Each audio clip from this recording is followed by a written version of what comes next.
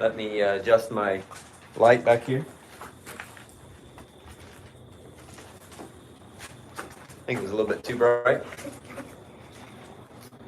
Justice, come back over here, please.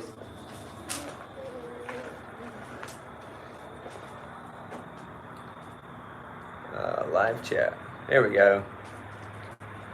Thank you, Lady Red, for the blessings on the firing. We are currently at 1,708 degrees, and that's about our target temperature for what we're doing now. And so, oh, here's Danielle.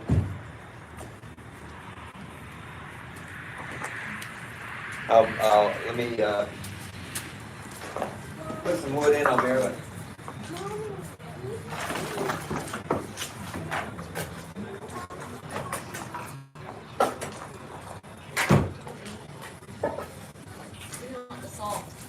I'll get it.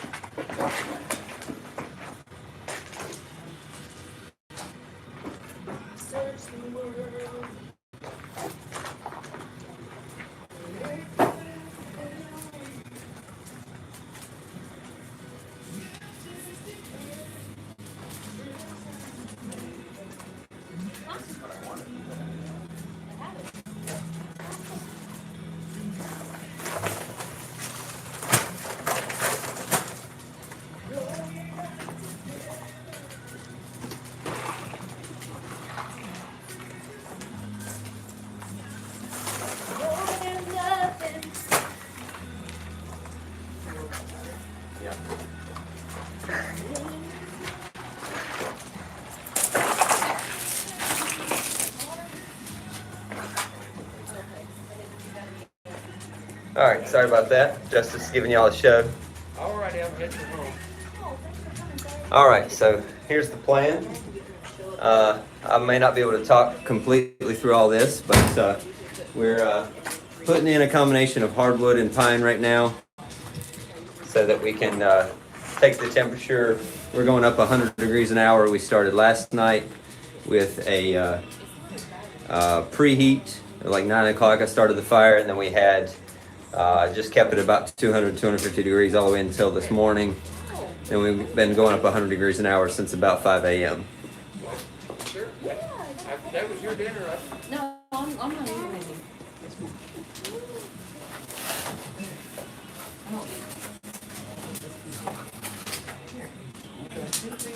No, one fine. Is it good? It tastes the same as it used to. Well, I can't really remember how it used to be. Mommy, I'll take one more piece. I'll take one more. How about you, Joss? If anybody has any questions, feel free to put them in chat, and then we'll Hey, you know those plates. try to answer them for you. Some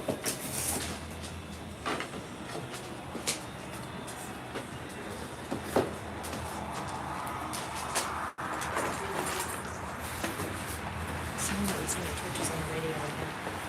Yeah, Joss just trying to show his teeth off.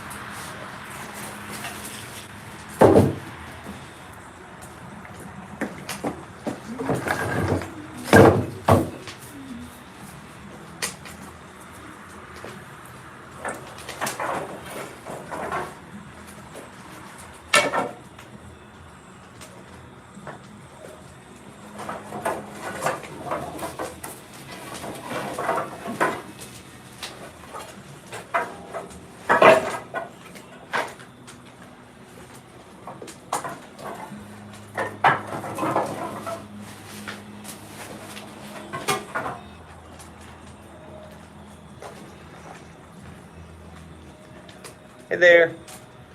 So just a heads up, we've got, like I said,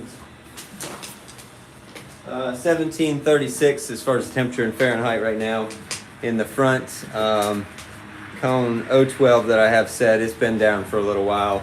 I put that in there so I kind of know an idea of when to start reduction as far as pushing in the dampers. Hey there.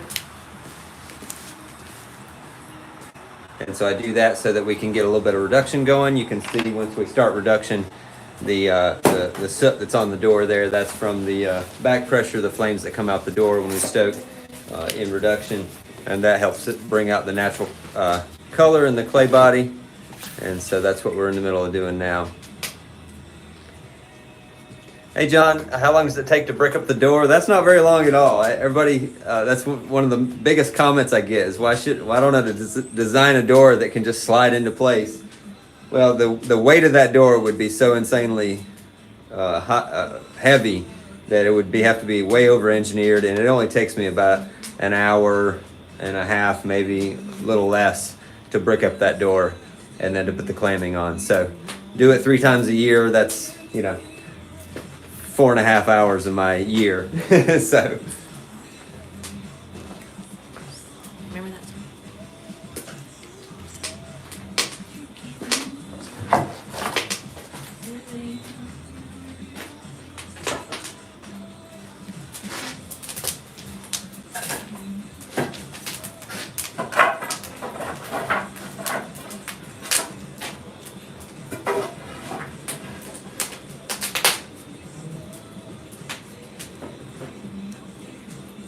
Alrighty, we'll see you later. Bye. Justice. You want to go inside, Justice? Yeah, you're welcome, John. Yeah, and if you've watched live streams before, you've probably seen, I don't know if I've talked about this on a video, but you see these kiln shelves that I have right here in front of the air intakes at the bottom of the door. That's a new addition to my firing. Actually, Jack Troy, I don't know if any of you have heard of him, but he's very well known in the ceramics pottery community. But he actually got in touch with me before my last firing to recommend doing that so that we would have less embers build up and less embers to pull out of the firebox. Pretty much from this temperature on towards the end of the firing. And so I tried it last time and it worked great. I had to adjust it a little bit towards the end of the firing so that we could get the temperature up in the back of the kiln. But it really keeps a lot of that radiant heat inside the firebox. We use less wood that way. It gives time for the ashes and embers that are in there to or the embers that are in there to burn down. And so we don't build up as many embers and not have to pull them out. I still have the side openings to the firebox open to get air into the side as well. And I rake those coals a little bit as well. But what you jacket, Justin?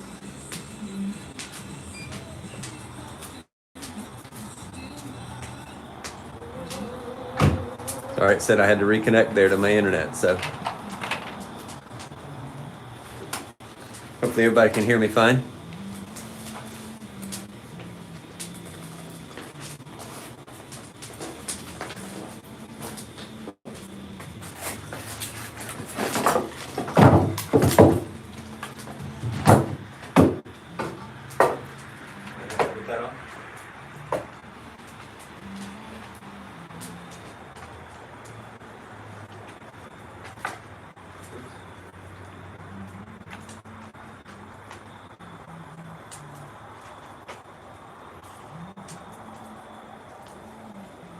We have to zip it up.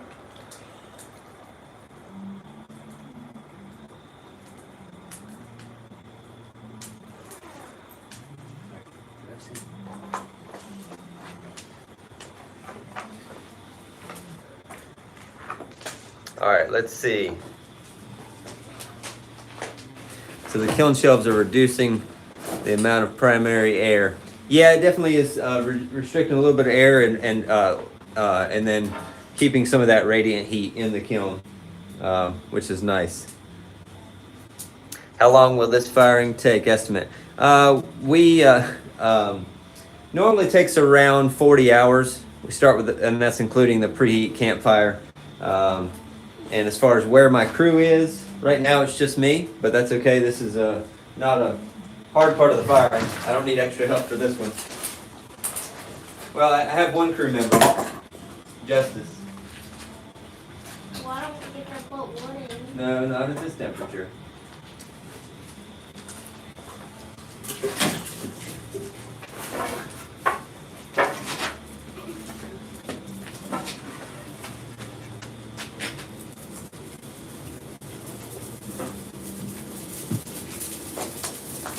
Yeah, Justice has been out here helping with making wads, rolling wads for the firing, making the snakes that we call those the longer wads that we put between the posts and the shelves. Type of one. Yeah. And then helped with bricking up the door. He's helped put wood in early on. Just a little bit hot now for him to put wood in, so he's just out here hanging out with all the crew. So I have a total of, by the time it's over, probably about 7 people that are here for the firing. The first parts of the firing are pretty easy. Tracy said you're cute, Justice. What? Tracy said he's so cute.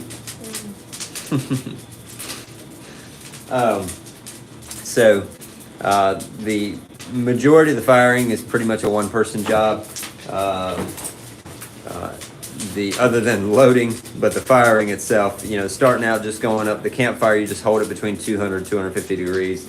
The climb of 100 degrees an hour from that 300 degrees on until tonight at midnight, which is about 2200, is really not that difficult. It's just kind of staying on top of the schedule of how much wood to put in, to kind of keep that, as well as adjusting dampers and things like that. And then tonight from midnight to 6, we hold the temperature about 2200 degrees. And that's a 2-person job just to help the combination of somebody getting wood prepared and people putting wood in. And then tomorrow is a 3 to 4-person job to finish off the firing. So I'm ahead of schedule right now because I have my phone set down there with a timer on it. You can actually see it right down here in the bottom corner, right there. So it's on 24-hour time. So right now it says 19:14, almost 19:15. I try to get about 25 degrees every 15 minutes as just a general rule. But we're at 1771, not 1725. So yeah, I will be live again tomorrow, 7 a.m. Eastern time. So I know that's early, but we start at 6. That'll give me an hour to get acclimated to how things are going. And then we'll be live at 7 a.m. As long as I don't forget. I'll set myself an alarm so I don't forget. Hey, Mona from Amarillo, Texas. Welcome. It's a little earlier for you than it is for us, but not that it's extremely late here. It just feels late after the time change. Dark at 5:30, 6 o'clock, and feels strange to me, but 7:15.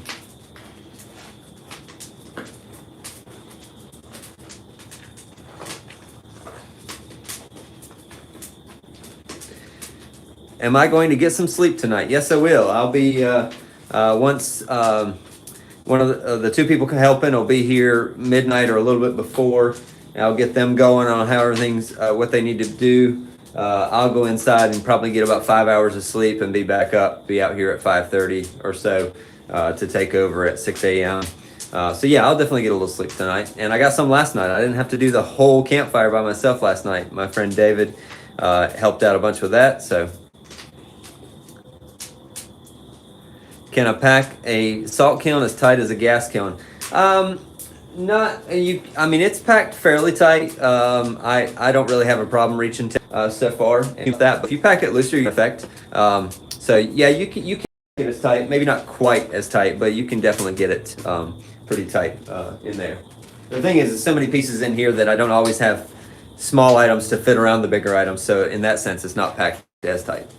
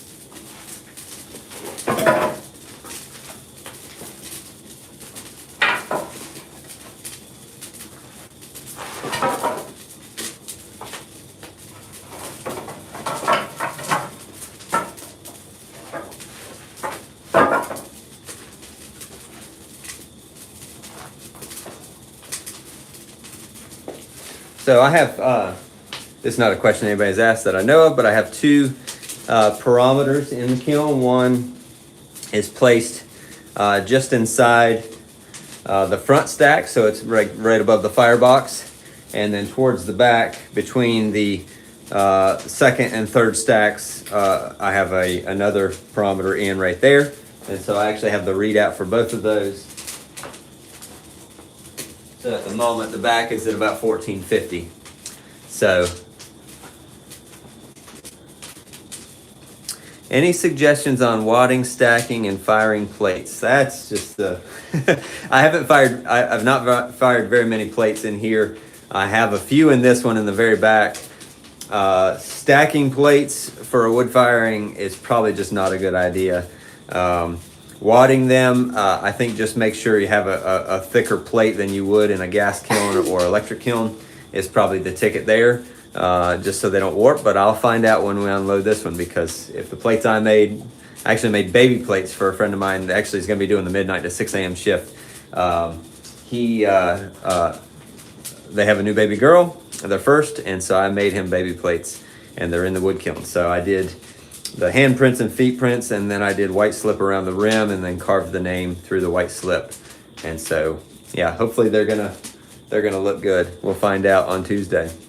What type of wood are you burning? I have, right now, this pile that I have over here, that's all ash wood that my father had a huge ash tree at his place that they had to cut down, and the tree service people took the biggest part of the logs, and then the big limbs were still left there, and so we've been splitting that and bringing it here from my dad's house. So I think that's, I've had people before kind of feel like, oh man, all the wood you're burning, the trees that had to die to make this happen. Well, a lot of the trees like that one were dying anyways, and we just get to reuse the wood instead of it laying there rotting in a forest or somewhere. So the fact that we can use that to make beautiful pieces of art out is pretty amazing. So, and the pine strips, those are being repurposed as well, because these are all seconds, or what they call culls, from a truss manufacturer, a local truss manufacturer. And so they build trusses out of these 2x2 pine strips. Any of them that don't meet code, they have to throw away, and you can't burn pine in like a wood stove in a house. So the fact that I can get them and use those to fire the kiln as well is pretty good.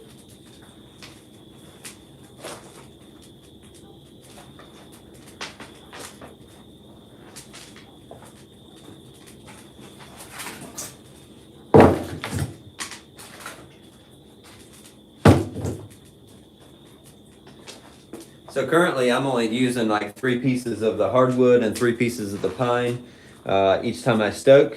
And because of the way the dynamics of what's going on with the kiln right now, that's enough to make that temperature kind of like rise and then fall. And then as it starts falling, I put more in. That's kind of the process there.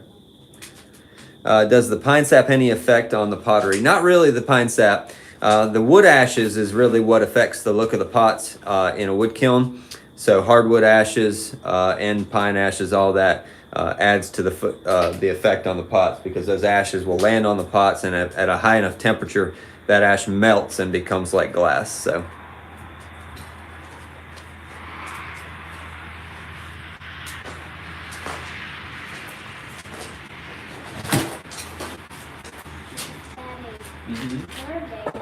Yeah, you can.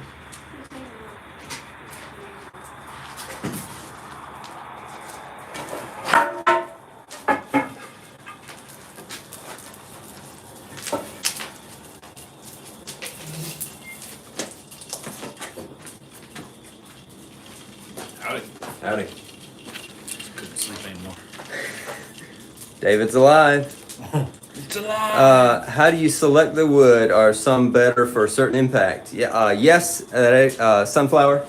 That is true. I haven't studied this myself too much, but one of the guys that was helping me earlier noticed I have some red oak that I was burning earlier as well, and he noticed earlier he was doing like 1,000 to like 1,700 degrees or 1,800 degrees. I guess 1,000 to 1,600 degrees was his shift.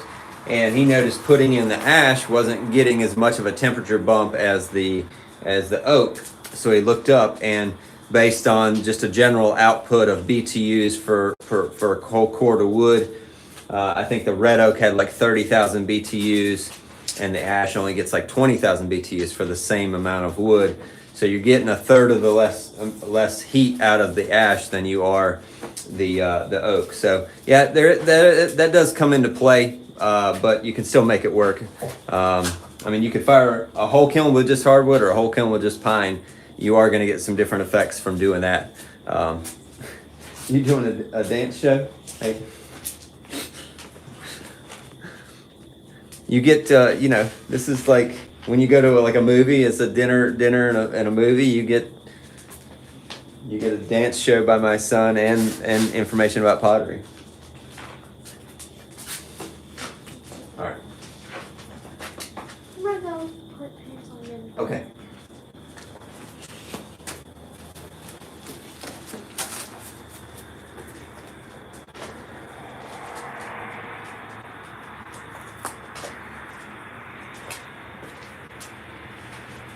So is the video quality okay?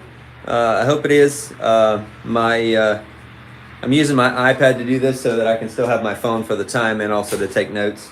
So just trying that out. For me, the video quality looks a little grainy, but that could just be the rendering from YouTube back to me kind of thing. So, all right, Mark, thank you.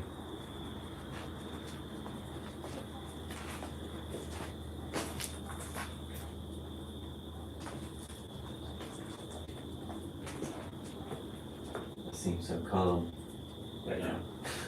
Damn, you're not even in leather right now. It feels so strange. It feels so calm right now. It's like David and I are both like, this just doesn't seem right. But part of that is because of putting those shelves in front of the air intakes at the bottom of the door. The radiant heat in this building, and we're used to it at this point of the firing. Of course, it is fall as well instead of summer, but and just the sound and the whole mood of what's going on is pretty calm right now, which is good. I'd rather have a calm firing than a hectic one. Is a longer firing time better than a shorter time firing? Really, it just depends on what you're after. I know people here locally that fire for like 5-6 days, but most of the pots they have in the kiln don't have any glaze on them, and they just build up wood ashes over that time frame, and the wood ash becomes the glaze on the pots. Other people who wood fire have fast fire wood kilns that can reach cone 11 or 12 in 4.5 hours. You get, so there's all different reasons for doing one or the other, and I wouldn't say one's better than the other, just all matter of what you want.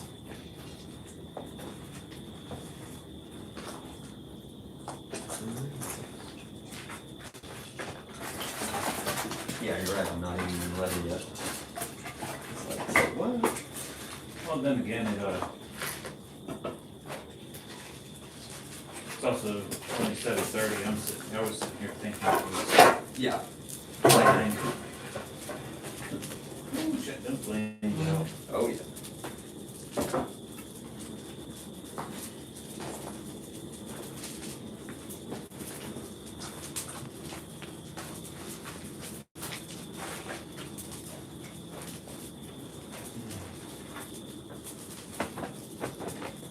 Pile it down, huh? Yep. Of course, now I'm only using 3 pieces of it, and then 3 pieces of pine. He was using more hardwood earlier than pine, and so that was part of the deal, but it'll be okay. Using 3 pieces at a time, I don't think, there'll still be plenty. You want to cut those straps before you leave so we don't make too much noise if Yeah. we need it. Yeah, we can do that whenever. I put the snacks on the front of the trailer. This is David Meyer, one of the people helping me. He's from down near Charlotte. Helped out with, was last fire your first one? No, this is my third. Third, okay, so he's been here for 4, 5, and now 6. So, is it easier on y'all when you fire during cooler weather? Definitely. Oh, yeah. He about passed out during the last one, so in the summer. Must be kind of boring without John the Potter. he definitely makes it more exciting. Hey, just a little hint. He should be back next year. So, hey Matthew, how long will you be on? I don't know. I'm gonna just live stream until I don't know. Y'all get bored or I get bored or both, and yeah. I might not stand here and talk the whole time. So, firing your electric kiln now, not as much fun as the wood. I would have to agree with you there, Shane. I have a brand new electric kiln, and I look forward to trying new things in it other than just bisque firing. But yeah, I love wood firing for that fact that every time I go to put wood in this kiln, I'm looking at the pots that are being fired, and I know that the fact of them coming out as nice or well as beautiful as I hope they're going to come out is large. I mean, it's all only due to the fact that I'm willing to stay up here, and all these other people and part of my crew are willing to stay up and put wood in every 2 to 5 minutes depending on the time of the firing. So Stay up, you mean move in. move in, yeah.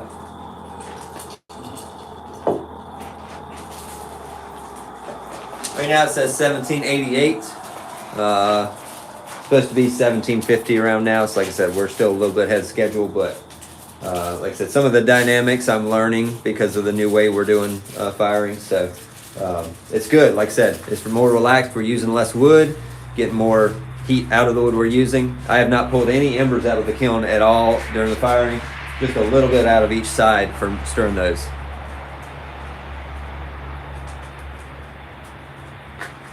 Yeah, Janet, yeah, you told your electrician about my melted breaker. It happens. Yes, it does. It is insane, but it does happen. I thought it was sitting out here. I was going to show you again, but it doesn't matter. Yeah, what I showed you guys in my last live stream, that melted breaker was scary.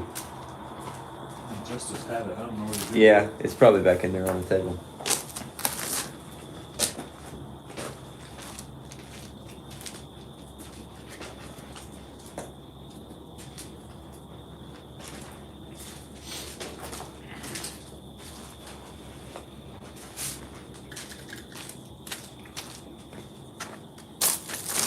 Hey Isaiah, yes, things are going well.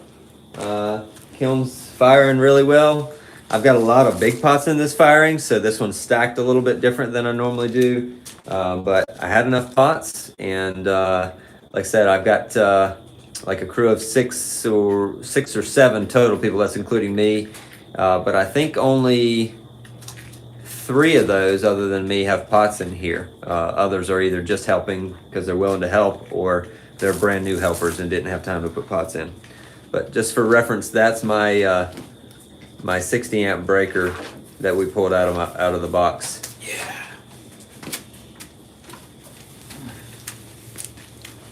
So that's pretty scary, for sure. Yes, yikes, Isaiah, you're right. Isaiah, yes, some of these will go online for sale. Did I film or post the kiln load? No, all I did was post some pictures today of the stages of loading. Why do we put the huge pots on the top? Makes me nervous to see.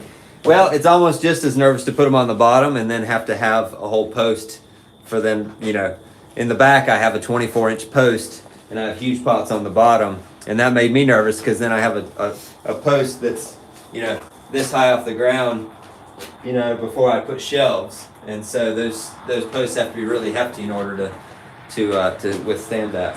But shelves, shout out to kilnshelf.com. They make advancers, but they also make the kiln shelves that I use for my wood kiln. So different kind of material, but equally as strong and amazing. Ooh.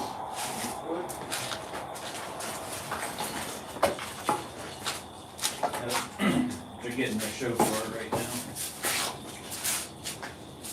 Justice, back up, buddy. Watch out. Back up. That way.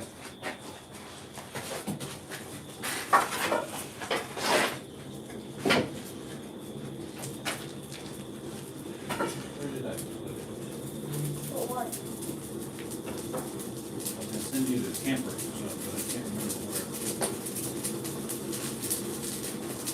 talked a little bit too long. That one dropped a little bit, but we're still good. I'll go get it. Oh yeah, Shane, exactly. I checked. I was getting ready to wire my new kiln, and I have a cutoff at the kiln. I cut it off, but I went and turned the breaker off, and I was like, before I put in the new kiln, I'm still gonna check the wires coming from the breaker box to my cutoff, and that's when I found a hot wire and realized something was wrong. And so, by this side melting, it made a permanent connection, whether this was flipped on or off. And so I had one of the 120 volt circuits out of the two was still hot. One of the wires was still hot. So, yeah, I'm overly cautious with things like that. So, same with wood firing. I don't play around.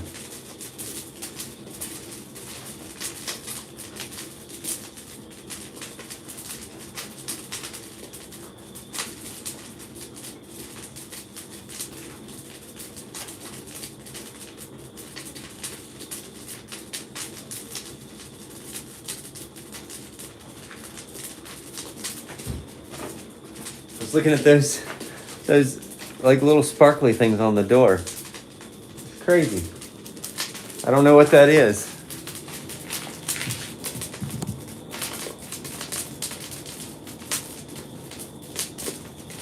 It's like something in the looks like something in the clamming on the door that's burning. I don't know. It's like little fireflies. Yeah, what is that? I don't know. I was just looking at it and decided to take them up there to look at it. I know, I saw that when we weren't on the line. Oh, did you see that earlier? I guess Yeah. it keeps happening. I don't know what it is.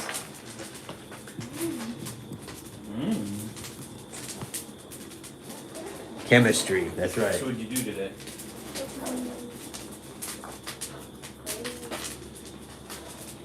Ready? Whoa, You were?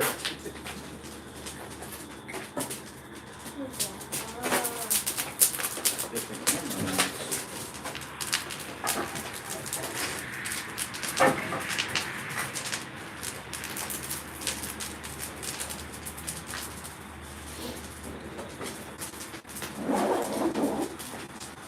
A little bit too about sticking the 360 camera in at this time. Yeah, unless you want to buy a new one. Andy's watching. Don't say that.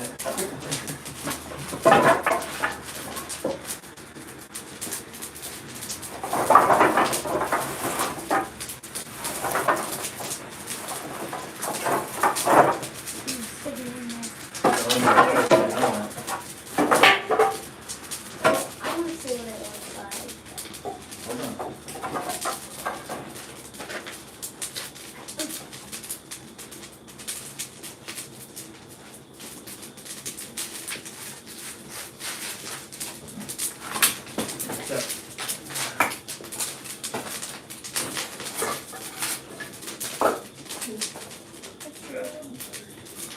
Hold on, buddy.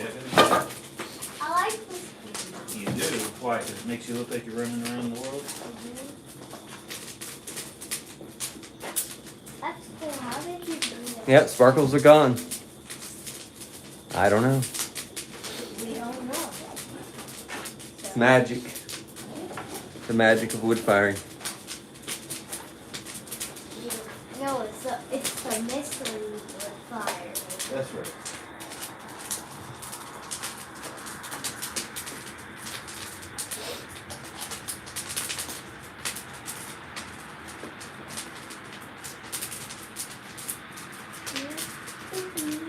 With fire.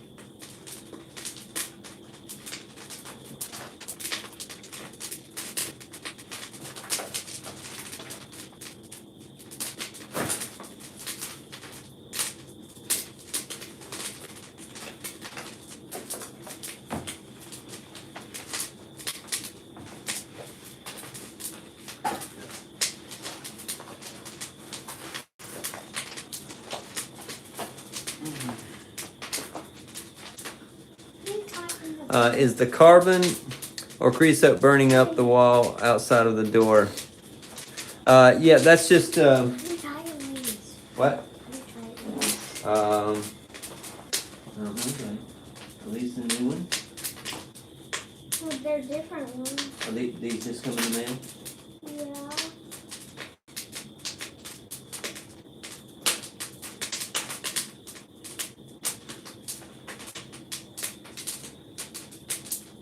There, how's that? Is that better?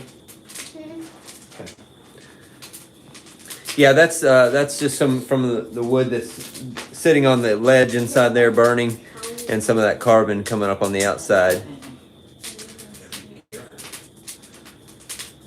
Hey Mark, I said that earlier, but we start with a campfire, hold it between like 200 and 250 degrees for several hours, like 8 hours or so. And then we start going up from 300 degrees, 100 degrees an hour, all the way up to 2200 tonight at midnight.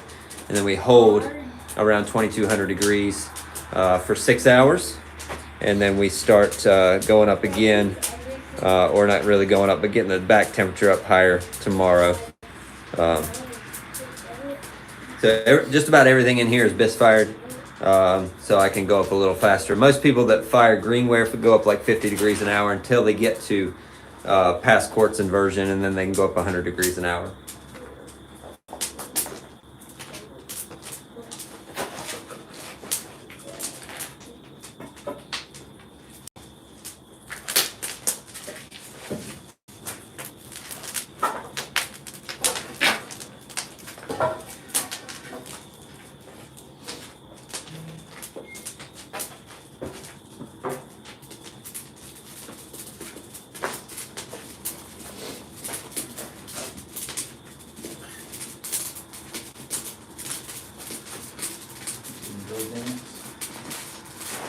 Hey Bert, welcome.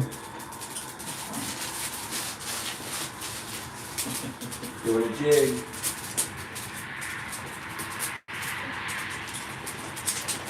What did you have for dinner today, Jeffrey? No, pizza. We just had pizza. Yeah, pizza. You didn't come wake me up? Well, the door is probably locked. It was.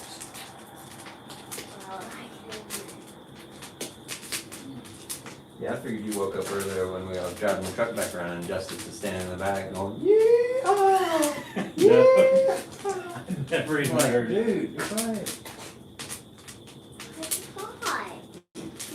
It was funny though. Out of nowhere, I just woke up. Bing. I was like, oh, that's it. I'm until 6 in the morning. Time to get up. Yep.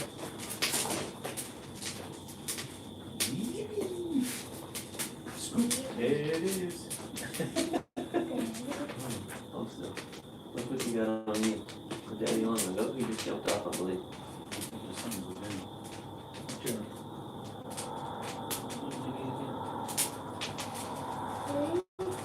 I don't know. Yeah, an itsy bitsy spider. It was just a daddy long leg, but I don't know where it went.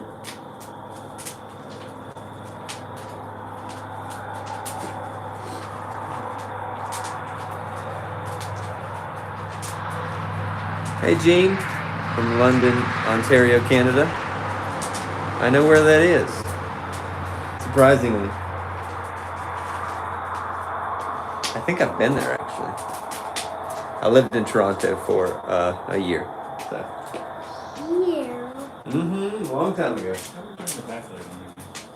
Hold down this one, but it only stays on for like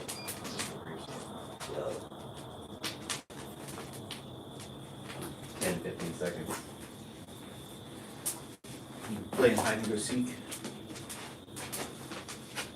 Justice, don't bump that.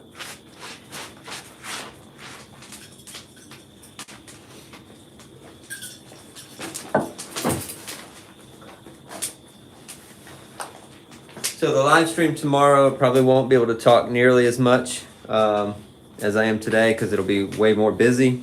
It'll be way more exciting. But tomorrow we'll be doing stoking in the front as well as the sides. If you haven't seen that before, you can check out my other live streams from previous wood firings. Or you can check out if you want just an overall video about wood firing, John's video that he made is probably one of the best. I talked to him yesterday, and I told him again. I said, man, I tell people about that video all the time because it's the best video that I've seen as far as that encapsulates it all in one 30-minute video. Epic Wood Fire Adventure is his video. John the Potter. I'm sure most of you know who that is, but just a heads up. If you haven't seen it, go check that out. It's a great video on the whole process.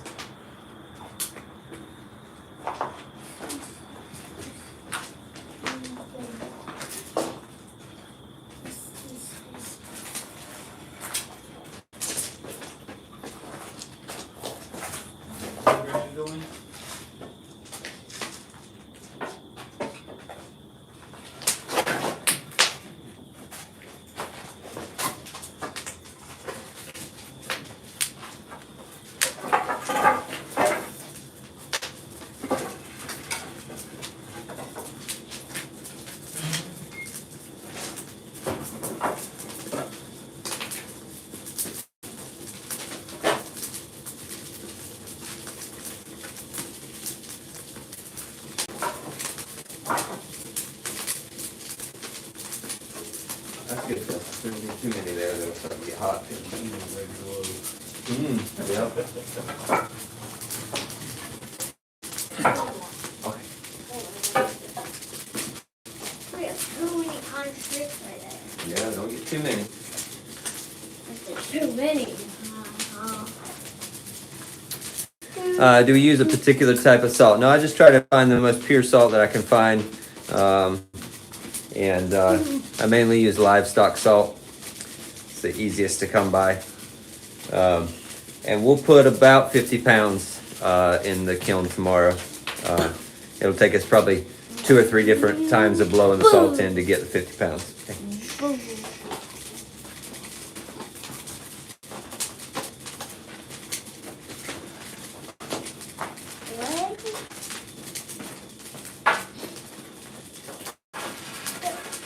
Is that what lighter like glitter? A little bit. Or is it longer? It's definitely longer. It has a bigger reach. Yeah, it's longer. So I could stand all the way back here and get it.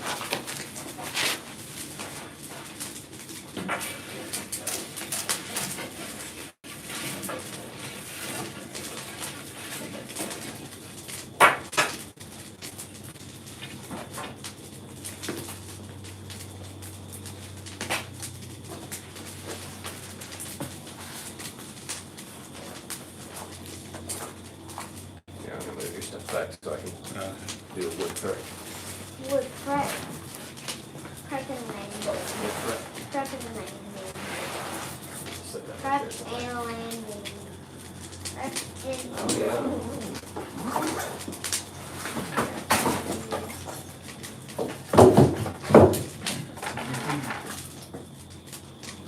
Need the kiln any pizza?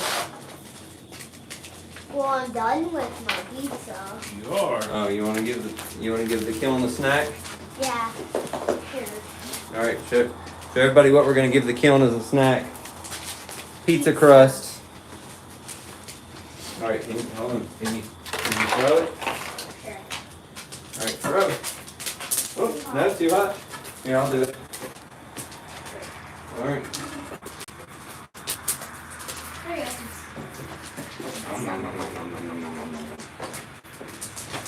We gave it a snack this morning of leftover pancakes.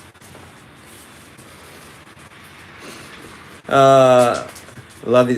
Your son is participating in the process. Yeah, he's been out here for like 3 days, helping load fire. I love it too. So. Right. Hello from Carolina Clay. Hey Kyle, what's up, buddy? Oh, my Hestia arrived this morning. Thank you, buddy. Appreciate the help with the porcelain as well. David's actually the one that brought it. If you met Kyle, did you meet Kyle? All right. Well, there you go. That's who picked up my clay. Thank you guys for arranging that. Hey, if we No worries, Mark. Thank you for being here. I'd say I'd take the trailer back with me so you wouldn't have to go down, but I'd have to leave the camper to do that. Yeah. Oh my, I just got a lathe and I was sitting here looking at your wood and thinking how many canes I could make. Yeah, you could. That's pretty funny. Oh, Bless you. thank you. Every time I sneeze, the kitten meows at home.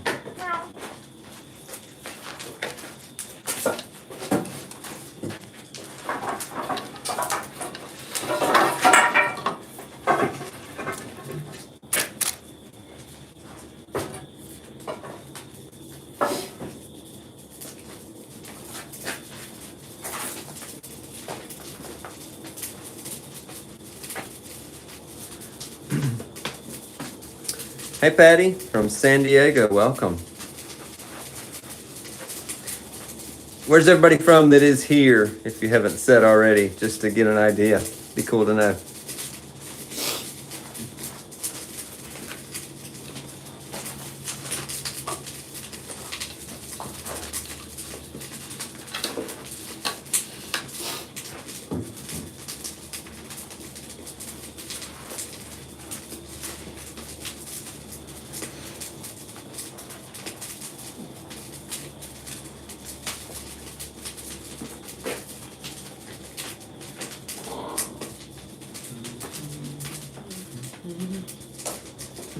You get picked up by your ears today?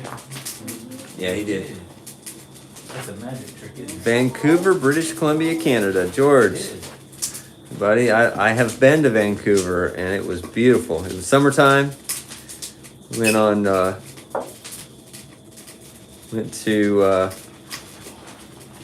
also went on Vancouver Island to Victoria, right? I think. If I'm not mistaken, it's been a while. Western Pennsylvania, Bethel, Ohio, just east of Cincinnati. Awesome. Oh, and sorry, Dixfield, Maine. Cynthia, welcome. We got issues. Nope, I had to reconnect. I think everybody's still here. There we go. There's 27 people. 27 people. Yeah, I guess maybe my internet's having issues tonight, but And 23 likes. yep.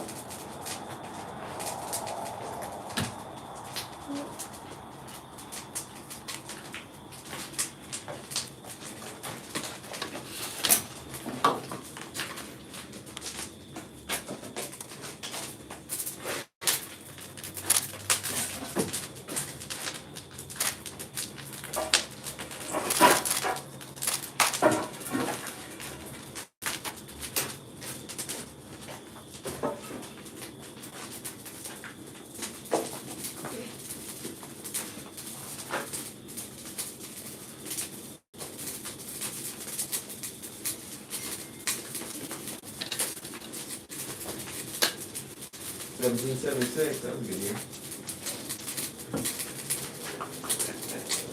I said $17.76, that was a good year. Good year. I'm had a way to go. Martinsburg, Pennsylvania.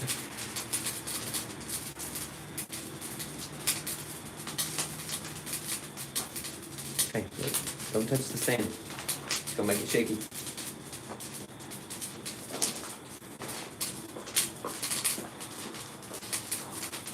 All right, 1800, 8 minutes early. Woo-hoo. So still climbing, we got almost 1,500 in the back and 1,800 in the front, basically, at this point. Is that yours? Is that yours? Oh. It's just my bag. No, I mean this. No, that's yours. For your dad's. Oh, that? You gotta squeeze it.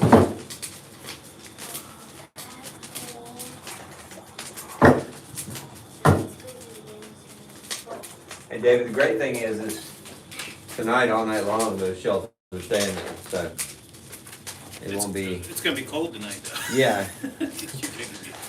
Good thing you didn't bring your fan, right? Yeah. Oh, you can get warm. Just stand next to the kiln. So You won't get cold. You know, if you get Of course cold, you won't get cold. Just stay in that right next to the kiln. Yeah, you stand right here. You'll be warm. I guarantee you that. If I'd have brought my family to have hypothermia issue.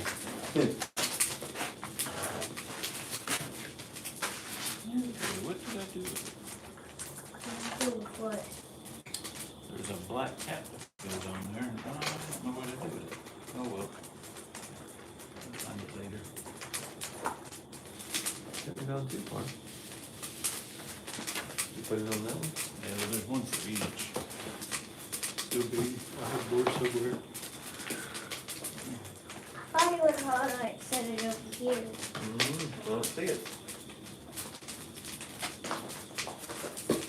It's not on the ground. Mercury, like the little It's a Actually- mystery. Yep, it's a mystery. and the mystery on the kiln. Oh yeah, the mystery sparkle. Yep, yep. Prep. Yep, prep.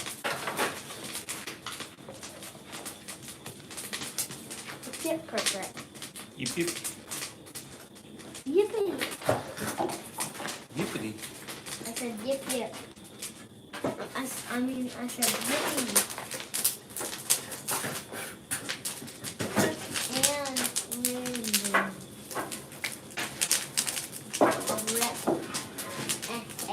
And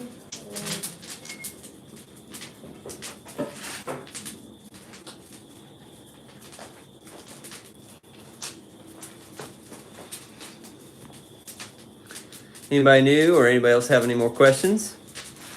Or are you just hanging out because you like the sound of the crackling wood? Sounds a whole lot better here, I'll tell you that.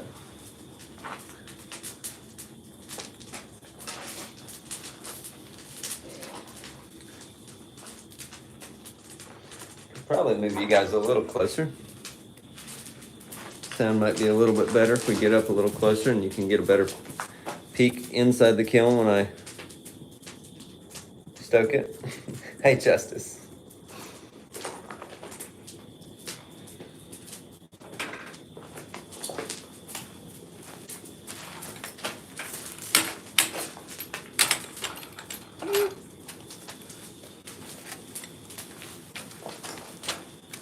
All right.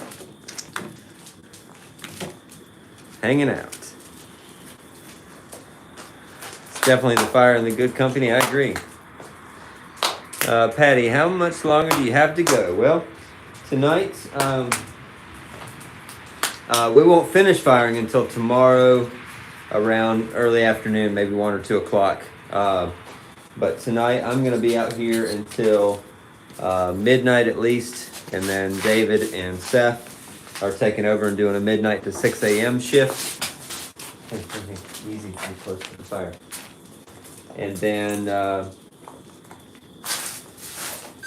And then tomorrow morning I start back at 6 or a little bit before, take over and fire the rest of the day, however long it takes to get finished. So, what clay do you use for wood firing? I actually, Starworks is a local clay company here, and so I get a couple different clays from them. The one I like the most is Oka Medium, but they make 5 or 6 different clays that can be used in a wood kiln, and so I have different versions of the Oka Medium clay in here, as well as a couple others, because some weren't available. My Oka Medium wasn't available as this time, so at least not as much of it.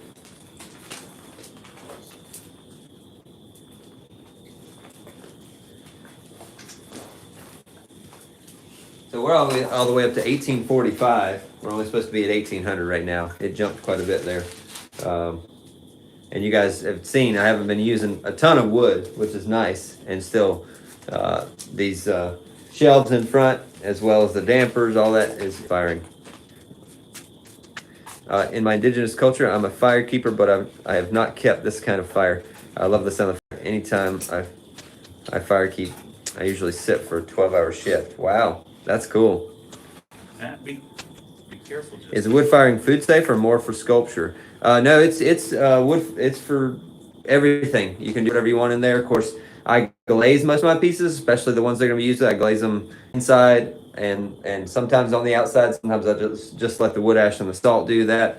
Yeah, the glaze is getting clay to the right temperature as well as getting your glazes to the right temperature is really what makes things food safe or not, making sure they're mature.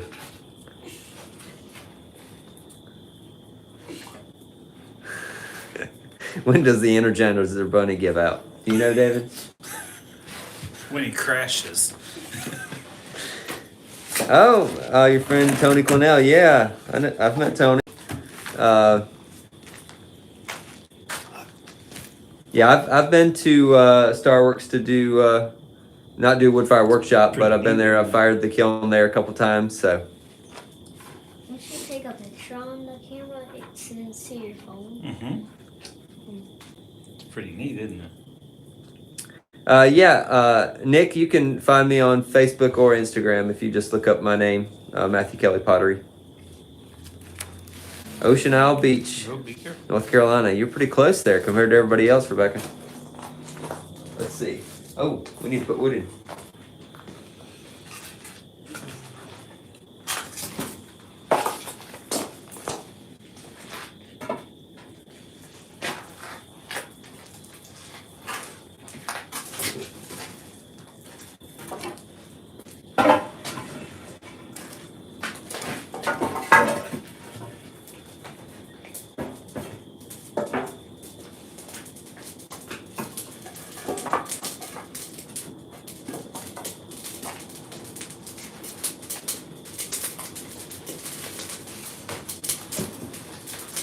And I've been keeping track of my writing the temperature every hour, or when I do some major change to the firing.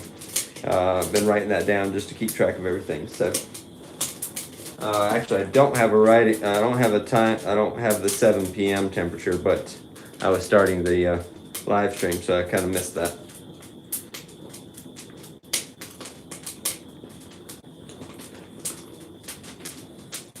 And I usually just write down the peak temperature that we got to for whatever time stamp that is.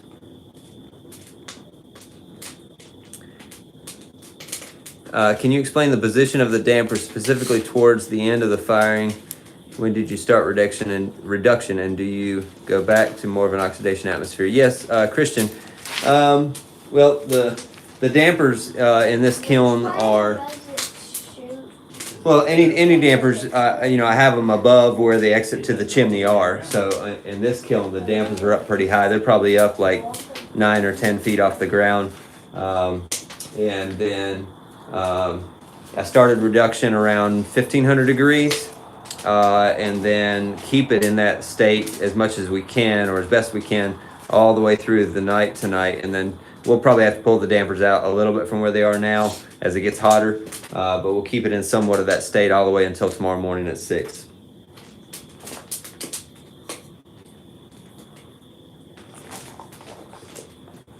Uh, 1836, 15, 17.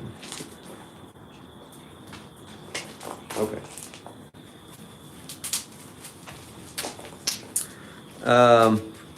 And so, yeah, tomorrow morning we'll have to pull the dampers out, remove these shelves from in front of the air intakes at the base of the door in order to get enough air in to carry that heat to the back of the kiln for sure. Just as love. Oh, that's cool, Gene. Tony's Uncle Jimmy gave you the first couple wheel lessons. That's awesome. All right, Nick, we'll see you later. Thank you. All right, I'm going to back this back up again because just a little close so I have room to walk around and work up there. There you go, baby.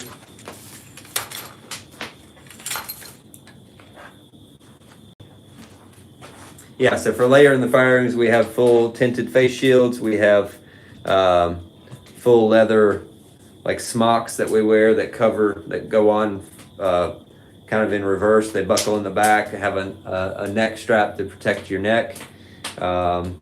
And then we wear the welding gloves just to all help. And then the full tinted face shield to help with the color as well as the heat from getting to your face. Change color magically too. Vein of justice.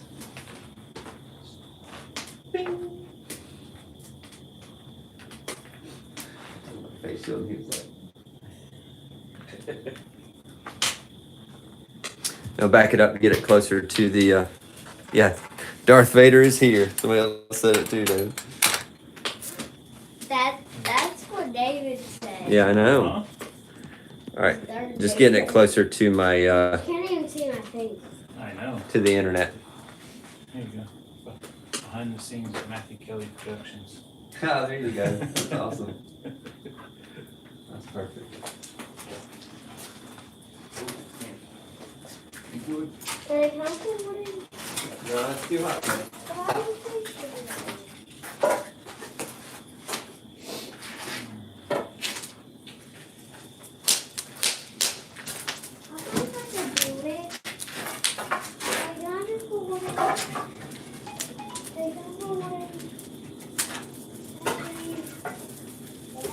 What? Yeah, but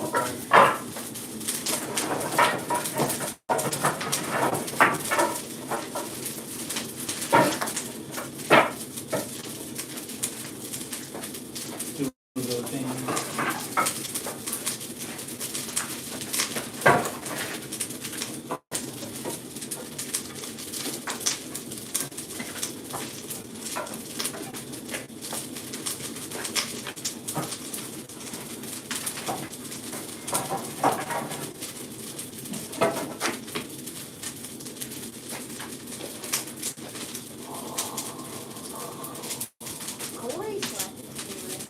You didn't see?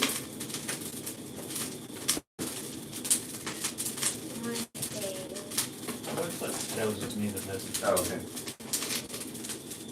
What it was. No, they didn't slap you with anything, see? But your phone's in there. See? That's all. And my hands.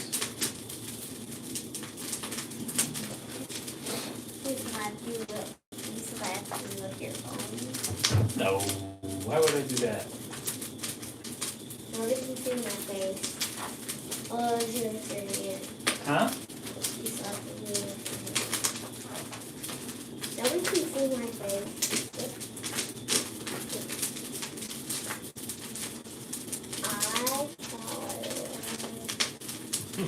What?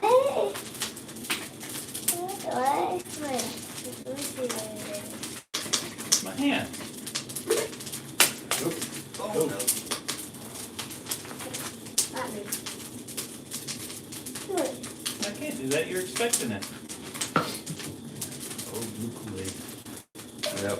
I have to get ready to have water now.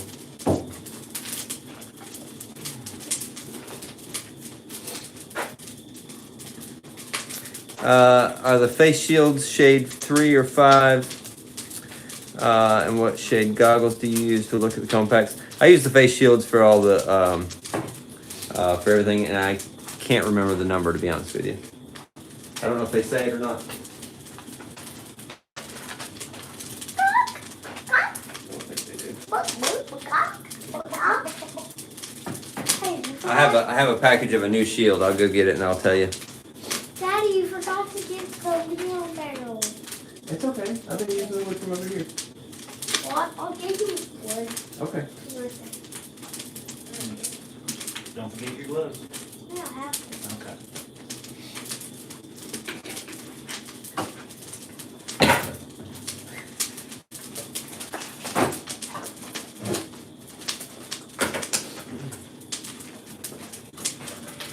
You're supposed to stack it nicely. That's what I'm doing. Stacking it. Oh, okay. How many pieces? I don't know. 3.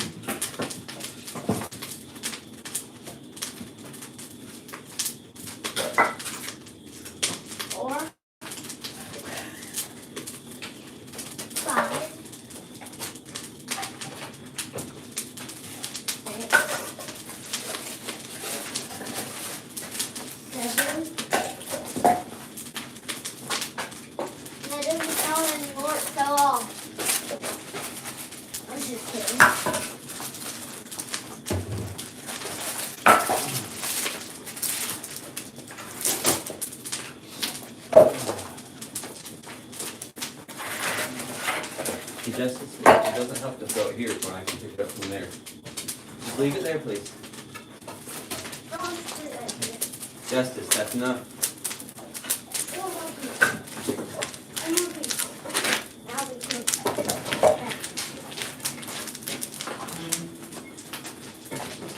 Nope.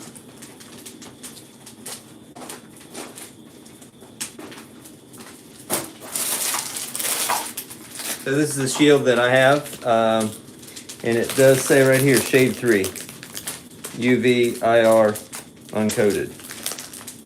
So there you go. My favorite Omni Shield. That's the most comfortable one that I have.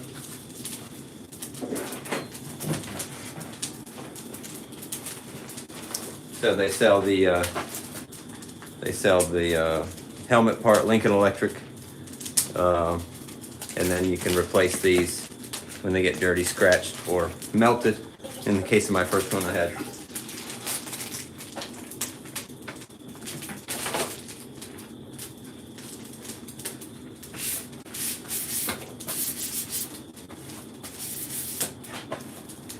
Hey Justice, can you go inside and ask Mommy for the glass cleaner? So I can clean these shields? Sure. Thank you.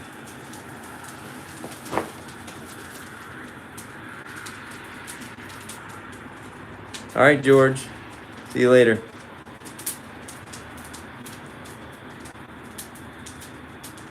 Dorval, Quebec, Canada. Tom Potts, welcome. Yeah, you're welcome. I'm glad that you're here. Hope you're enjoying it.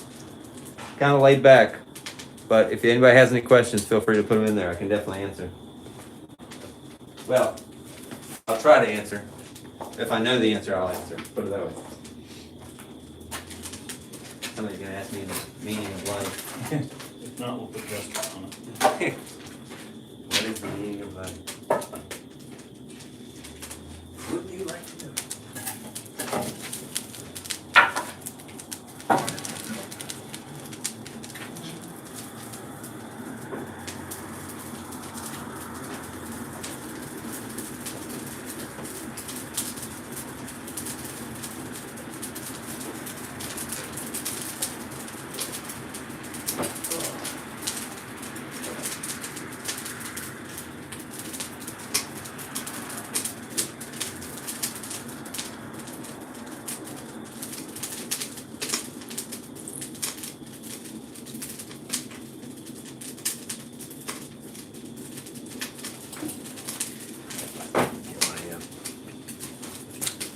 Paper towel.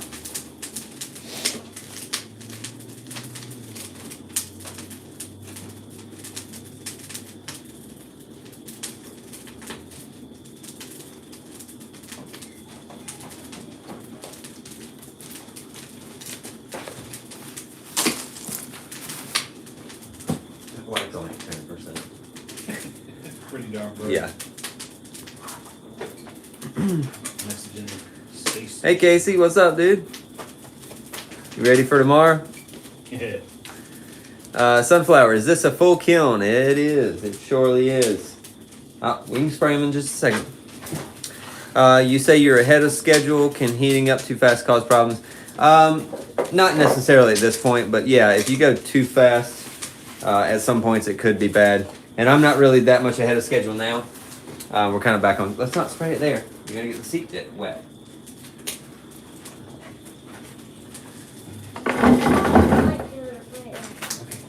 You gotta spray it. We're cleaning the face shields for tomorrow. Or for later tonight and tomorrow. Okay, that's good. Whoa. I could scrub them off. Oh, you just let me. Nope. Hopefully it's reconnecting there. Are we reconnected? All right, I think we are.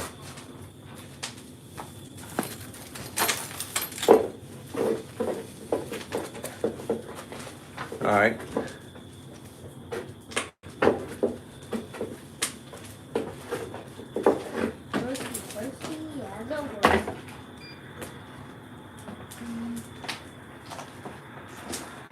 I'll get the others down in just a second. We'll get to it, okay?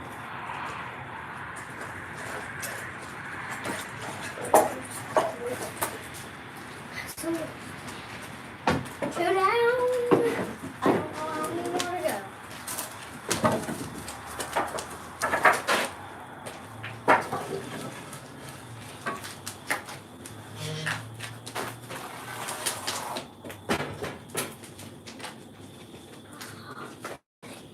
It's okay. I'll just keep it.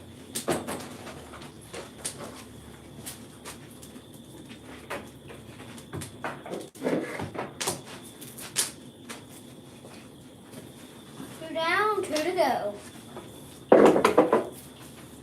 Yeah, that's the melted one, see it? Oh yeah, it's like bent in. It's like flat.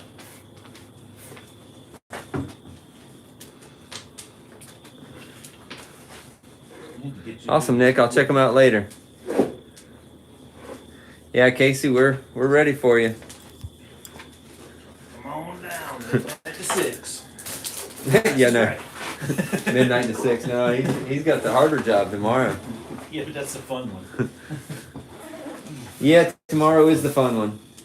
But David decided to bring his camper and stay so I asked him to do the midnight to 6 a.m. shift, the graveyard shift.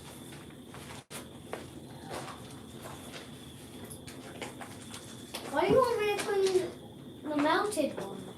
Oh, because we still okay.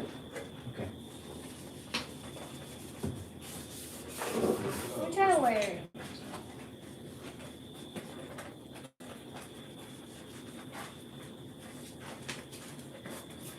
It's not tight.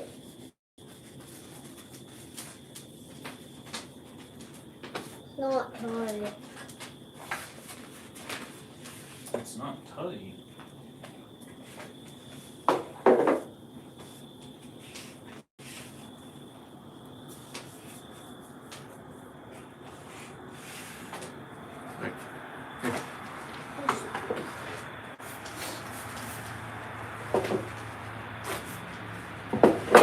Get a couple. Just one is not enough.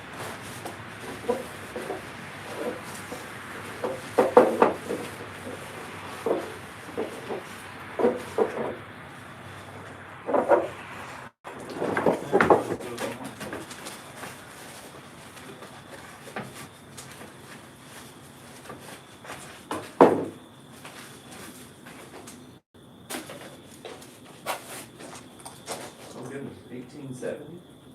Holy. Holy Toledo back. Holy Toledo Batman. Okay.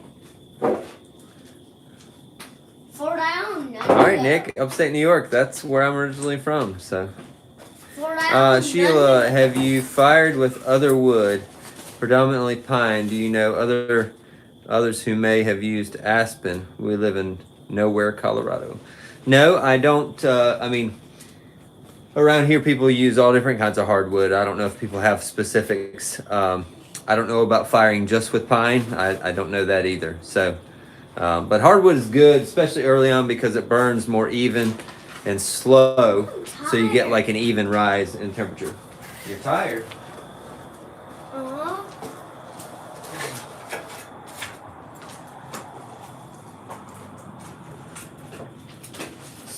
Cold in the car.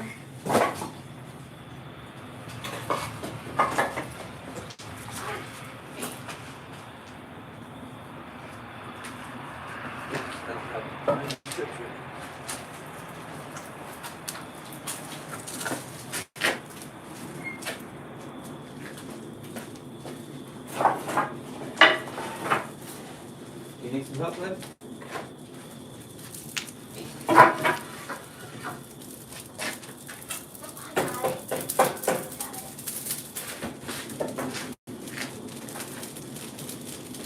Oh, be careful.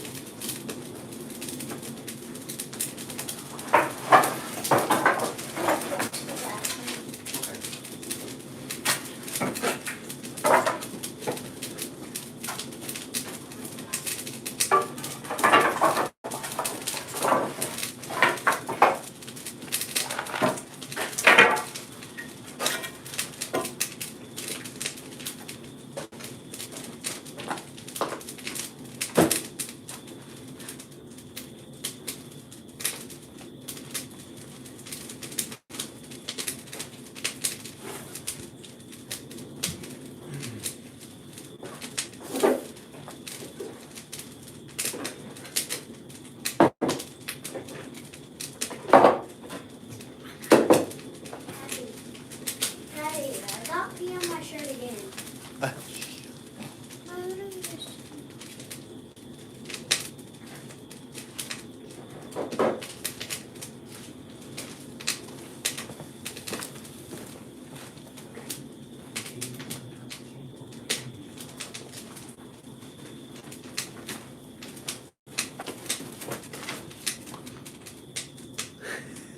Did you hear that, Casey?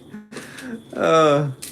So is your mix oak and others? Yeah, right now I have a lot of ash wood, which is right here.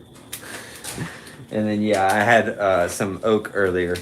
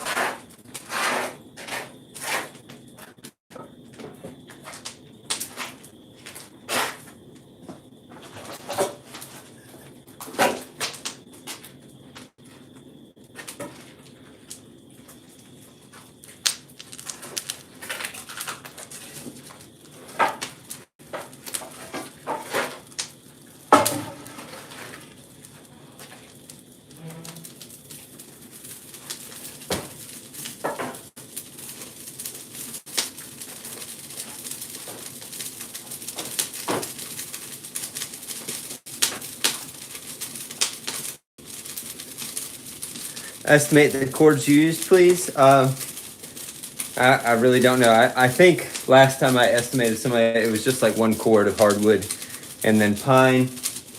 I really don't know if you can. I guess you can count that in cords, but it's pine slab, so it's a bit different. But right now, the stack of pine that I have is probably about 4 foot tall and probably 14 to 16 foot long of pine slab stacked right there. You can see it starts there, it goes way back over that way. So that's the pine slabs I have stacked ready for tomorrow morning. And then all these pine strips as well that I use that I mentioned earlier. Those, like I said, are culls from a truss manufacturer. Thank you, Alma.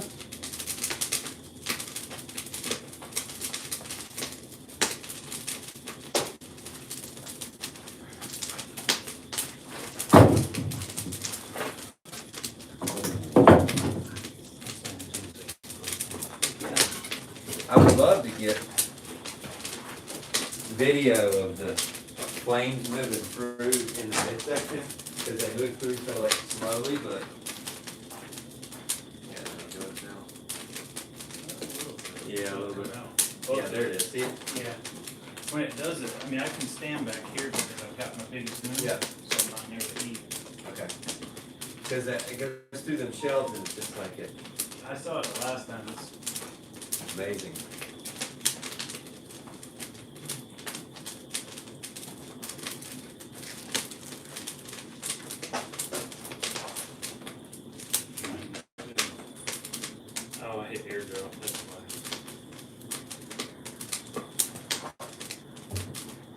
Yeah.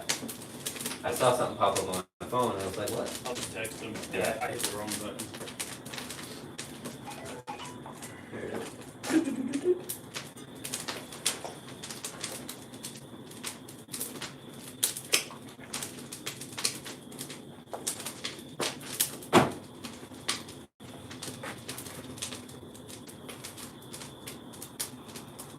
You're welcome, Sheila.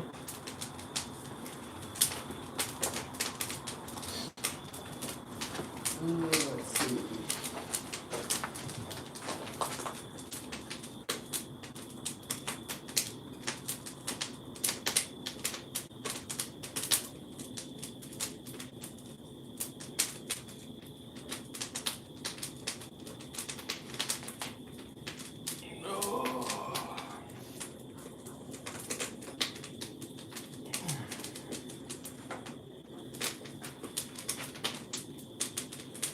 Well, we're doing better than we did last time, especially in the back.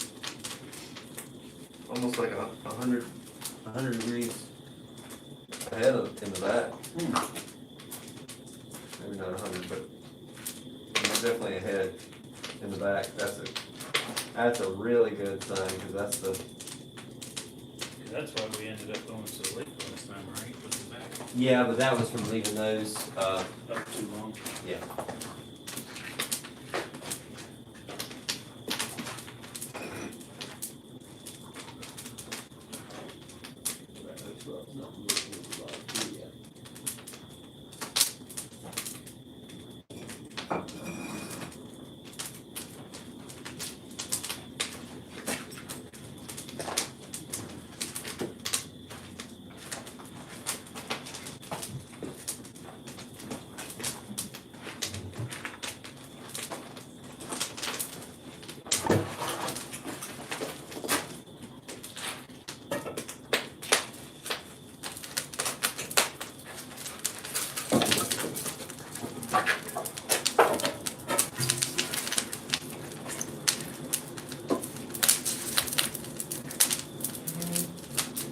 These bricks is like it's kind of sticking out a little bit. It's starting to bother me.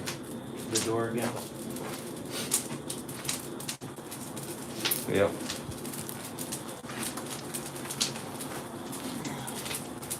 Glazing in place. Yeah, I don't know what to do. Drip it under.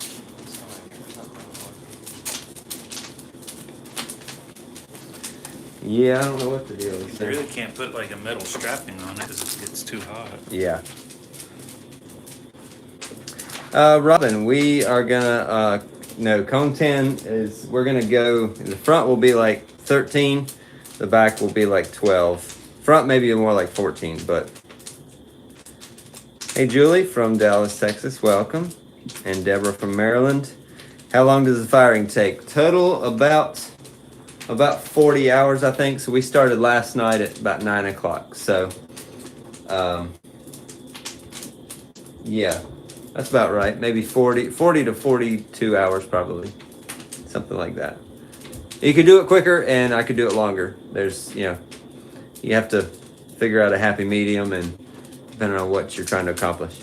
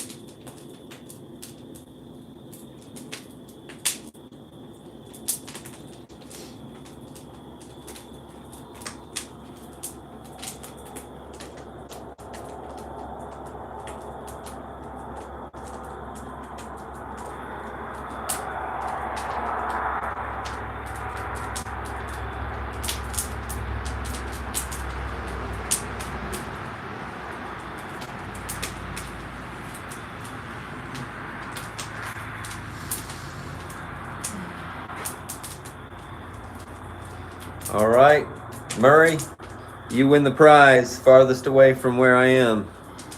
New Zealand. It's kind of hard to get any farther away, isn't it? Yeah.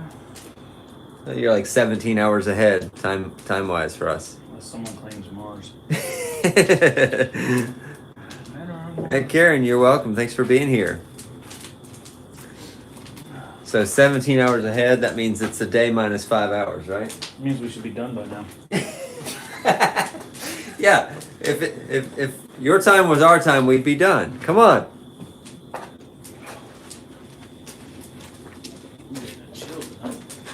Yeah, you'll be warm standing there, though. Don't you worry. Hold the door. Don't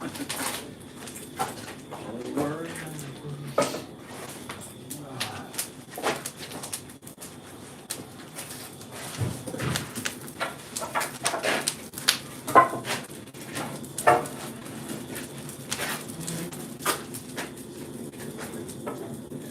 Opening that so you don't pull it too fast. Make it easier to me and Seth being here. One pull it, one Yeah. close it.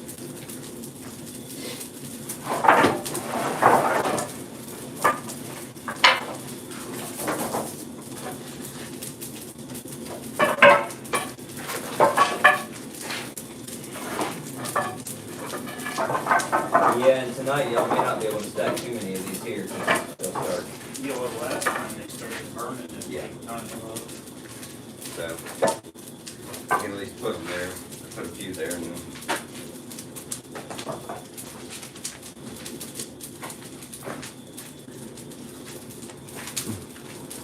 I'll probably stack them up. Yeah, it's 2:30 in the afternoon for Murray. Yep, we'd be Tomorrow. done. We were blowing salt the last time. Yeah. That. Yeah, we had a little bit of an extended firing last time because, as I said earlier, if you weren't here, putting these shelves in front of the air intake at the bottom of the door is a new thing. That was Jack Troy recommended that I do that so that we don't have to pull as many embers out of the firebox, and the wood that's in there burns more efficiently, you retain more heat. It still gets air because they're just leaned up against the door. So the air is going around the shelves into there, but you're keeping a lot of the radiant heat that would be lost coming out this way. So it maintains heat really well. But I didn't realize that when it comes to Saturday morning, the last morning of our firing, we really have to move those so that we can get more air in to pull the heat from the firebox to the back of the kiln. And so we spent about an hour and a half, 2 hours firing, and the temperature never went up in the back. It actually went down slightly. And so that's because we didn't have enough air to pull that heat from the front to the back. So have done this with Kim Ellington several times, but looking for info for a small wood fired kiln. Okay, Karen, yeah. I was talking earlier to somebody else that was helping me about Burry box kilns. Those are definitely great for smaller wood fire kilns. You can almost fire them by yourself, maybe you and one other person. So they're great kilns for smaller wood kilns. I've helped a girl, Anne, here in Seagrove fire one a couple times. She has one, and they're really nice kilns. And I mean, you get a different effect than something like this slightly, but still very nice, and it's a wood fired kiln, and like I said, just easier to manage than something this size and style. So check those out.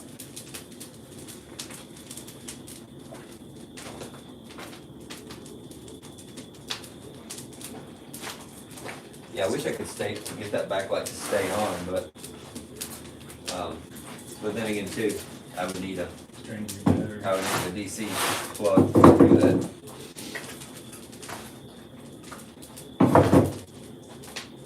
Do you know where that is? I didn't get one with it. Because I know last time we were talking that you've never changed the battery. I never have, yes, and I don't know if I have any extras still. So. Come on, man. 2 o'clock in the morning. Wake up. I need a battery.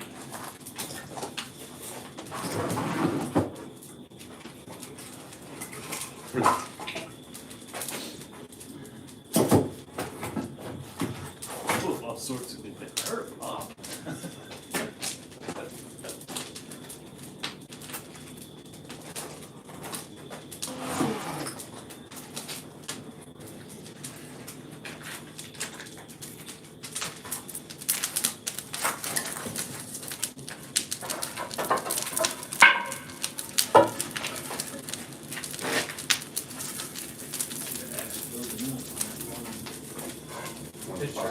Oh, really?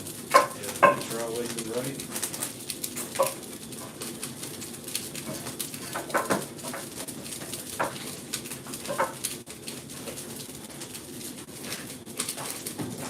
Yeah, at this point, if you were here, you'd be able to look in there and you can actually see the fly ash starting to settle on all the shoulders of all the pots in the front. And then between now and tomorrow morning, it will get hot enough that all of that fly ash will start to melt and actually create drips running down the pots of the ash. Pretty neat transition to see. But now it just looks like dust settling on the shoulders of the pots. But pretty neat.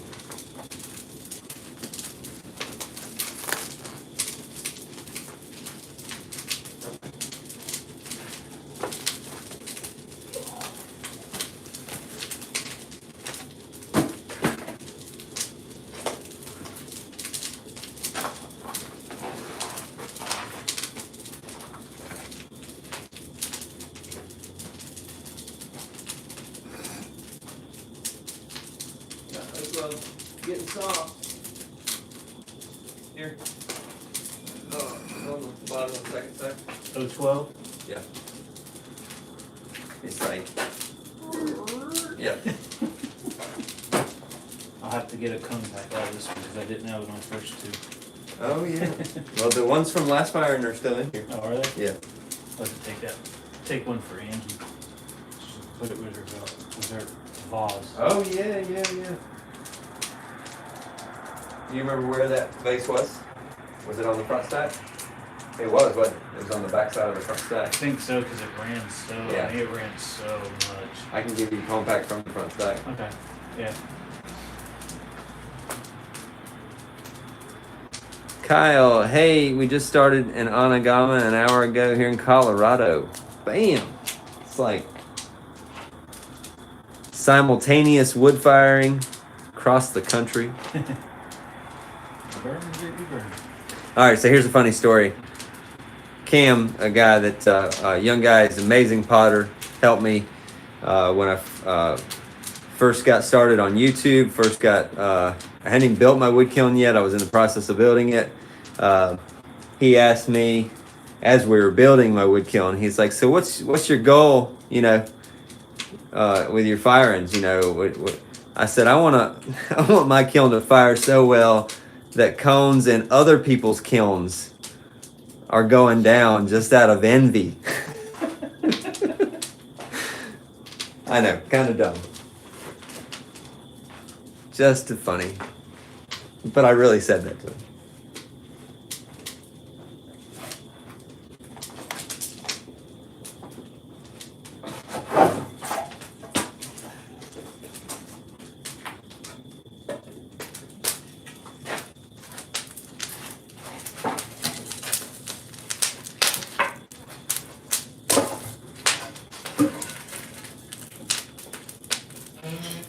I got my face shield out because I was going to put it on. You don't have facial hair right now, so you're good. Yeah.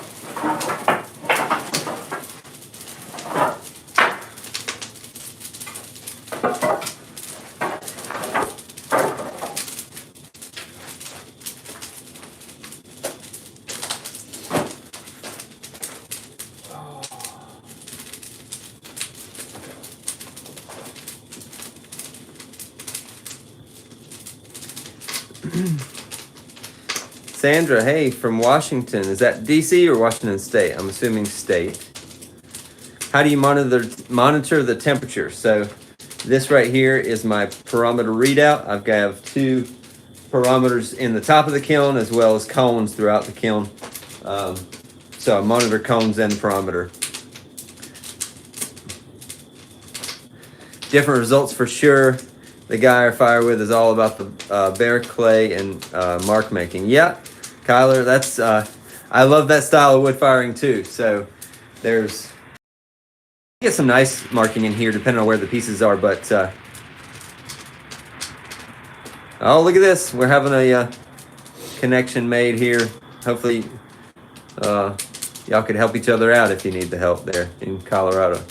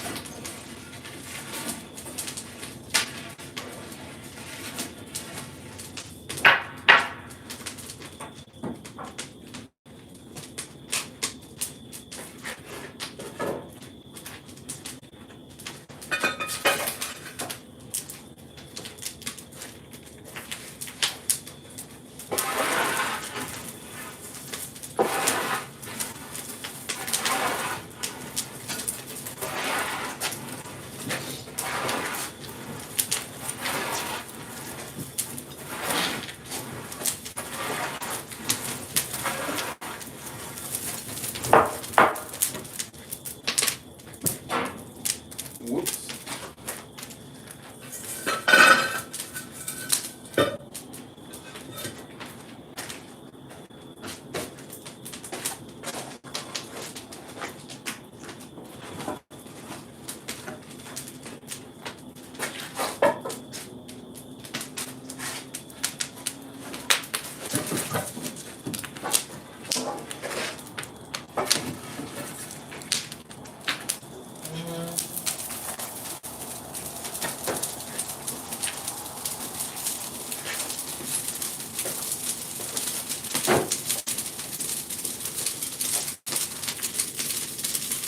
That was a crispy one.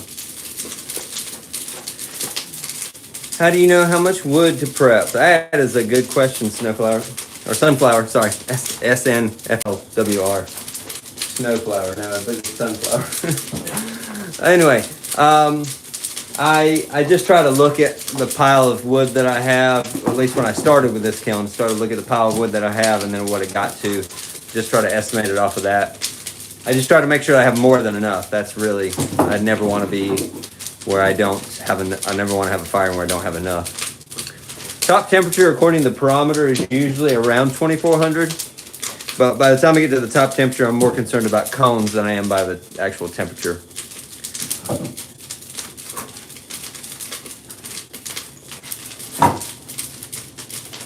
almost coffee time.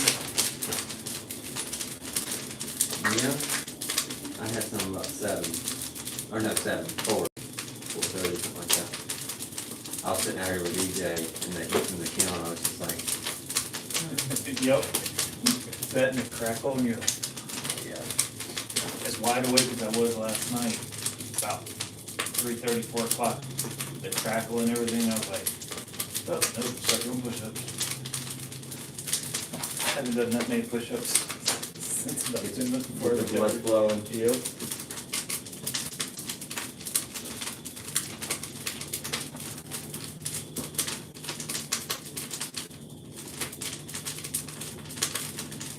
I'm gonna make some, I'll be back in a second. I'll be right here. Waiting for you. Thank you, Lady Red. Can you refire a piece in the wood kiln? Yes, you can. Actually, I have a couple pieces in here that I'm refiring because my last firing, there were a couple pieces in the very back that didn't get hot enough because of the issue that I had with the temperature in the back last time. So I'm refiring those and they should be fine. We'll see when they come out.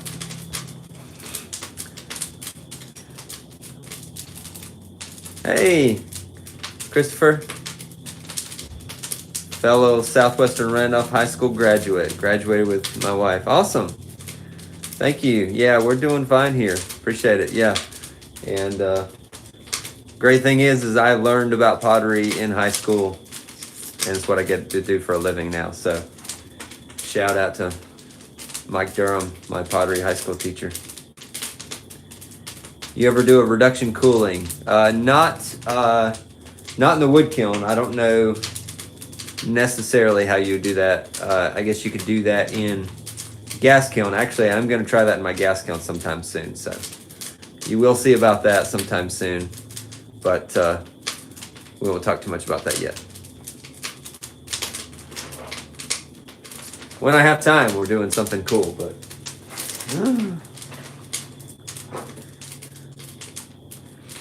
Lady Red, did I put those pieces in a different spot? I did put them in a different spot. I didn't mind if they went in the same spot. I had an issue last firing with the back of the kiln not getting hot enough. So I think even if I put them in the same spot, it would have been okay. But they got much closer to the front. So that's good and bad because that means they could run a whole lot more. But I can always clean the bottom up if they run too much. So that's what we do in wood and soda firings. Oh, gotcha. Yeah. Awesome. Yeah, I've never done that. I should look into that and see what's up and how that happens. I don't know if it would work in my style of kiln that I have here, but it'd be neat to see if that is possible. I usually do a crash cool to help actually reduce crystal growth in any of the iron and other things like that so that I get shinier glazes. But I'd love to have a separate style of wood kiln that I could do the exact opposite so I could get crystal growth and see what happens. So just all different depending on what you want the finished pieces to look like.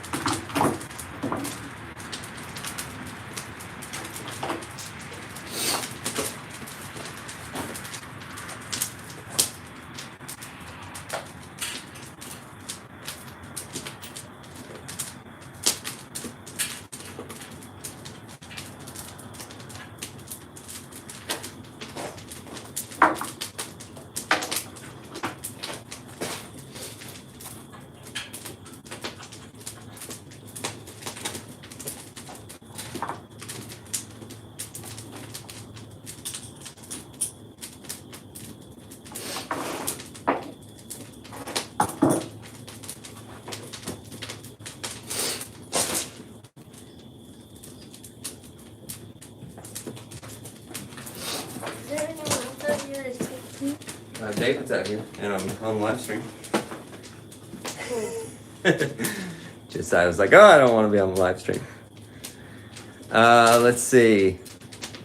I know the numbers will be different according to 100 different ways to fire a wood kiln. Yes. Yeah, Kyla, that'd be awesome. Definitely the ambition to have a wood kiln. It's definitely a big one because it's a lot of work. Do you write anything in the mud you use to seal the door? Yes, I have. My signature's up there, and then my youngest son wrote his name, and a couple of other people helped and wrote their names in the door.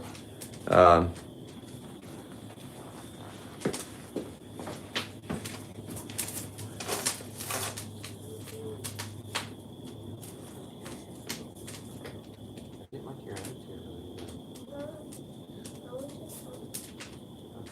Well, then tell Mom that next time. Just say, I'd really like you to come really.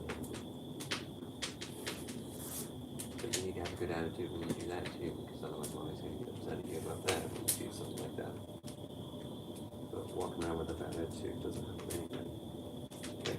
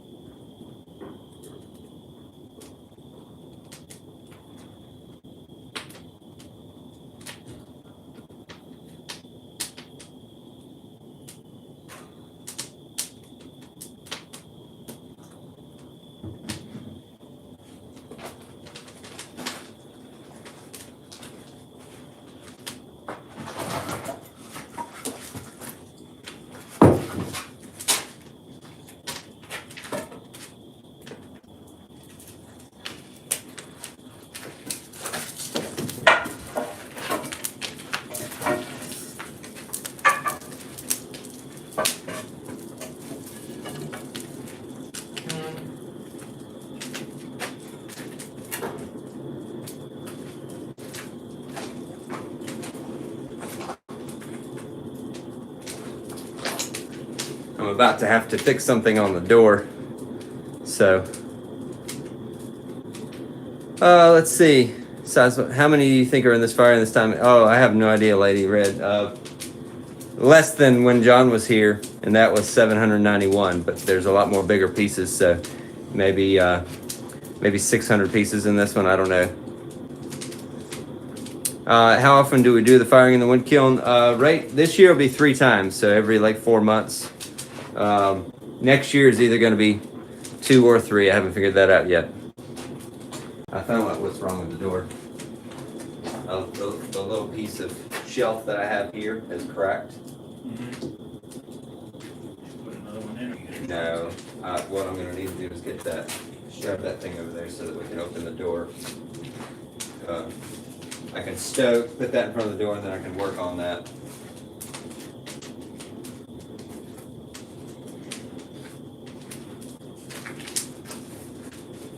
Part of the problem too is that the one brick that's messed up in there, well, there's a brick that's cracked, and it's the one that's cut short. So I also may need to see about.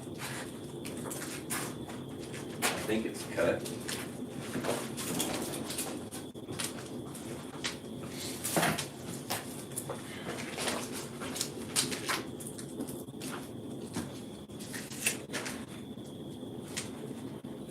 It doesn't cover the whole thing, does it?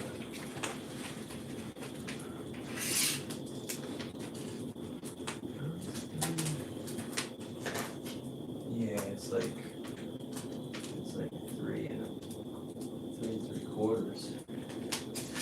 So we may need to cut a brick before we do that.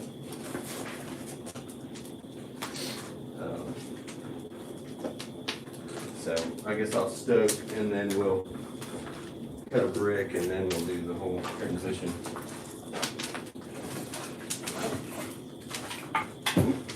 Just got one here. Yeah. Just a little slip. Won't hurt anything. Oh, can you get me 3 of those while I do this?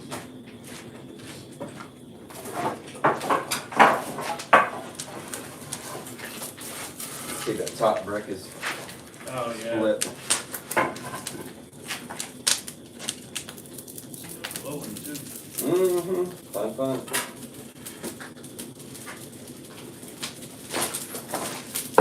So my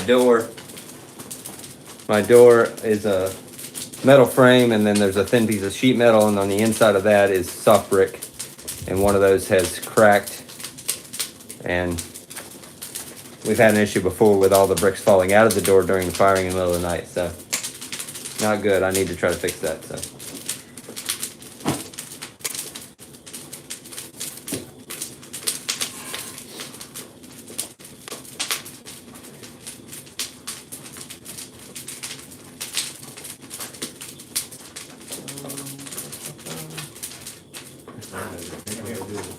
I was looking for second notes.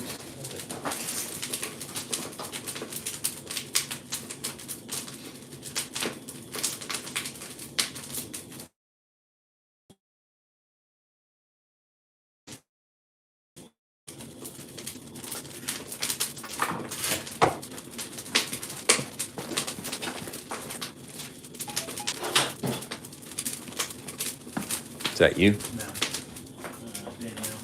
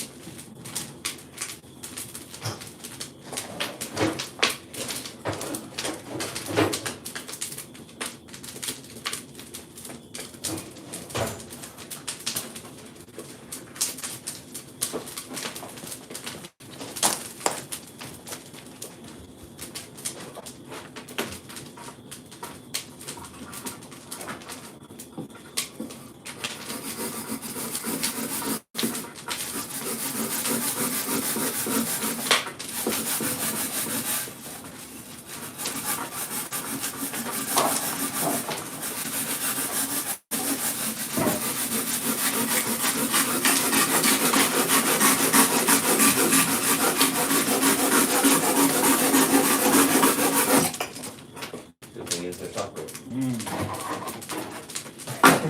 No need for the table saw, tile saw. We doing 3 and 3. Yep.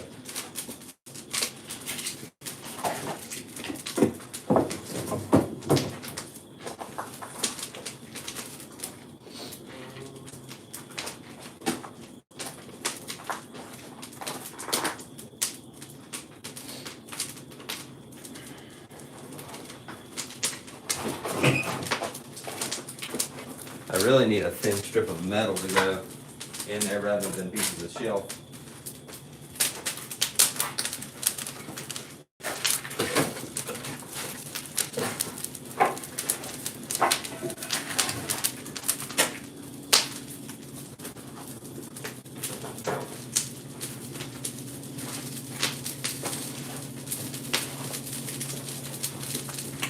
That'll way to go.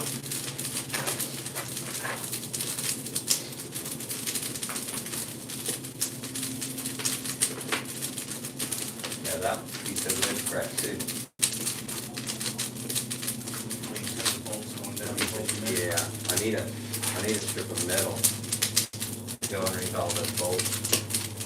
And I need to do it when it comes on fire.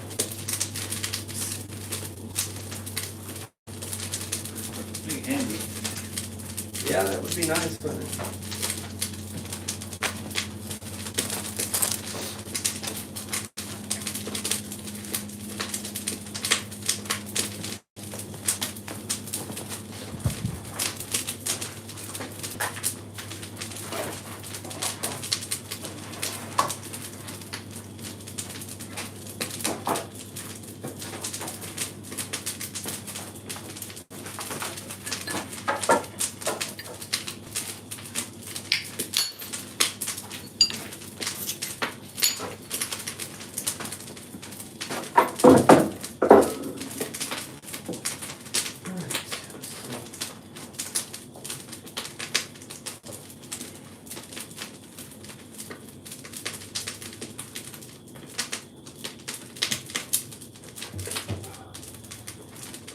So we're supposed to be at 19.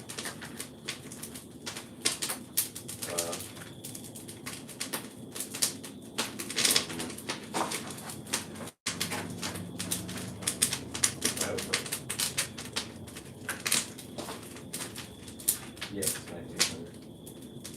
Yeah, it's over. I have enough.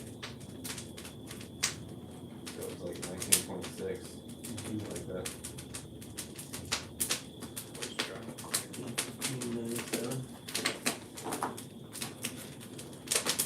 Alright. Go ahead and stoke and then we'll work on the door.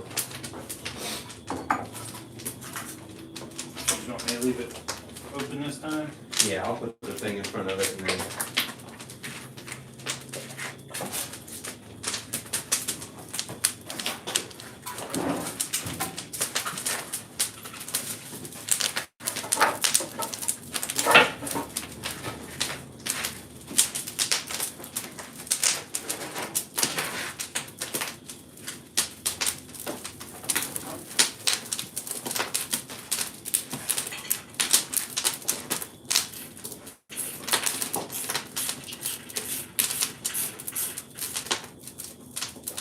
Oh, there is actually a metal strip on there.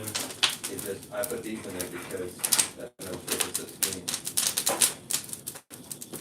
Alright, grab that brick.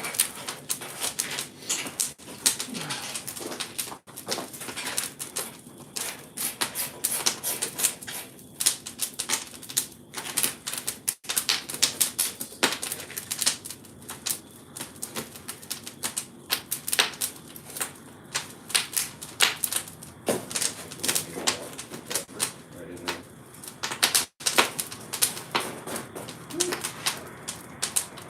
That's the shelf that I'm missing.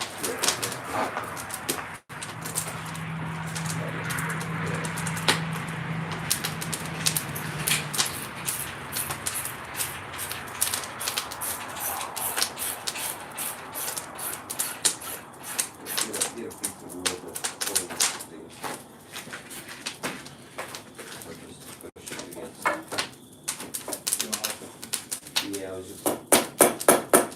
Let that one stick out, I guess.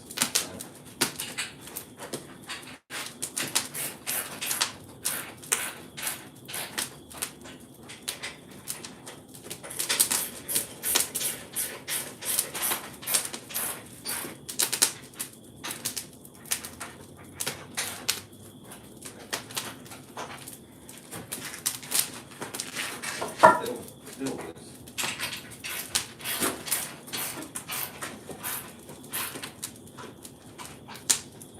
There we go. Yeah, that thing glowing. Mm-hmm.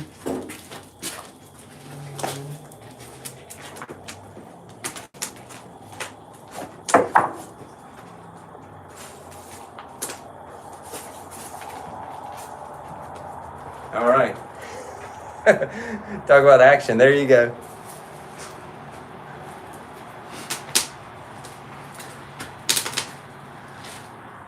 Woo! So that was, like I said, inside of that door, we had to fix one of the broken bricks, one of the broken pieces of the shelf that's helping put down pressure on the bricks to hold them in place. I need to work on a little bit better solution, but I need to think about it when we're not firing.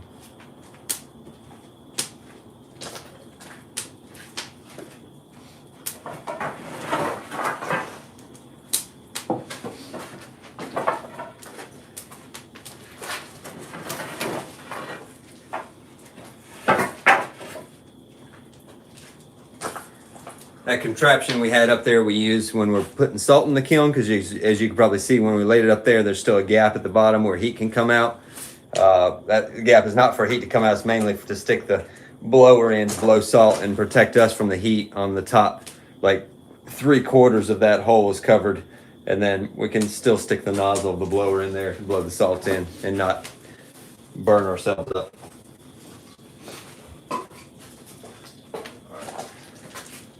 Here, I'll get it.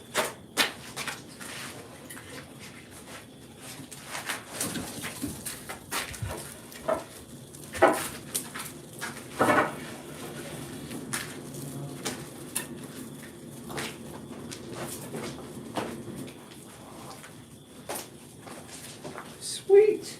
Hopefully y'all won't have to worry about that tonight. Me too, but at least I saw how to fix it, so I don't have to come wake you up. Yeah. Yeah, if that happens, yeah, exactly. You know, you can put wood in and prop that up there.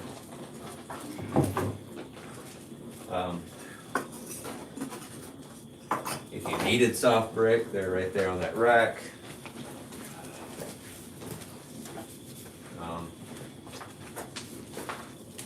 Let's see. Shelf is right here, but Yeah, I think you got some over here, don't you? That was a piece of it, like an advancer shelf, which should be good, it should be better. There's something broken on the, what's that over there? There was some little bitty pieces I just laid up there from what I broke, I think. Oh, no. Oh. Yeah, that's a thicker one. That would be a little too thick to use, but it could work if you needed it to.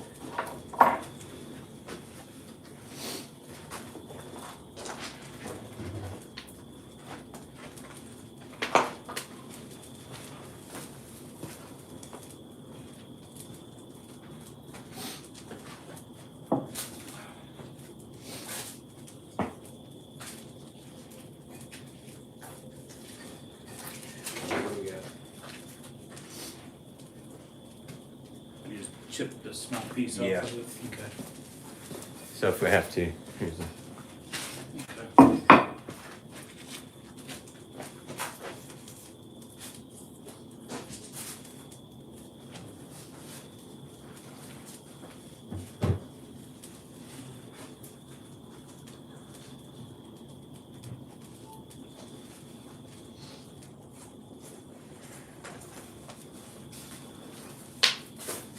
I said I was cool, so you made me toasty.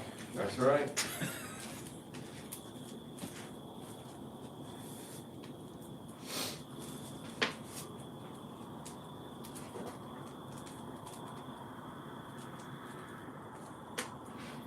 Yeah, 2100 last time we were at 1899 and 1513. This time we were at 1920 something and almost 1600. So we're like 80 some degrees ahead in the back.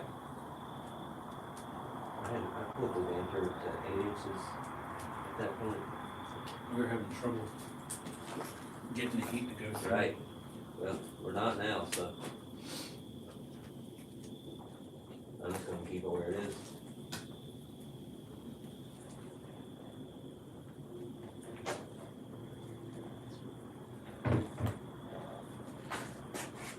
Oh yeah, I don't know what time that was when the comic book roll was saw. Well, I don't think I can just write it down where it is now.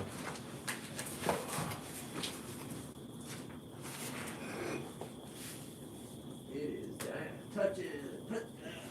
Touchdown! Go! Gotta run around with your arms in the air.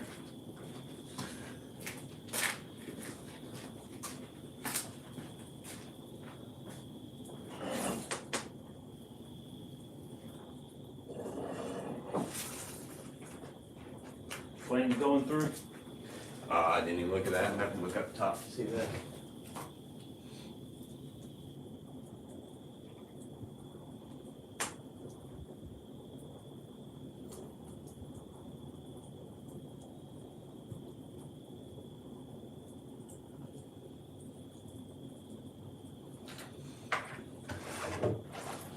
We need wood.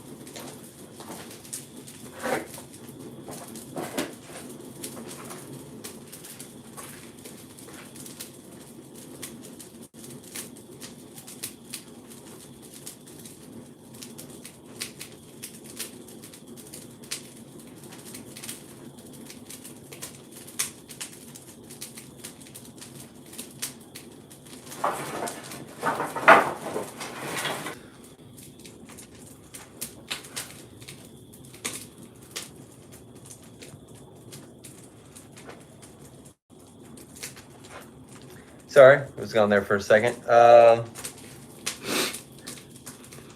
What is the reduction process? Close the flue, add charcoal. We basically, close the active dampers in the chimney as well as pull out one of the passive dampers. That helps reduce the amount of draw, burns up more of the oxygen inside the atmosphere. Angie said she's representing from Mount Holly. Can you take us to see the flames are coming out of the top? That is always cool to see. Yeah, actually, right now I don't think they're coming out the chimney at all. Check. Probably have to wait until we put wood in next, but right now there's probably not. Yeah. Yeah, that'll be tomorrow morning.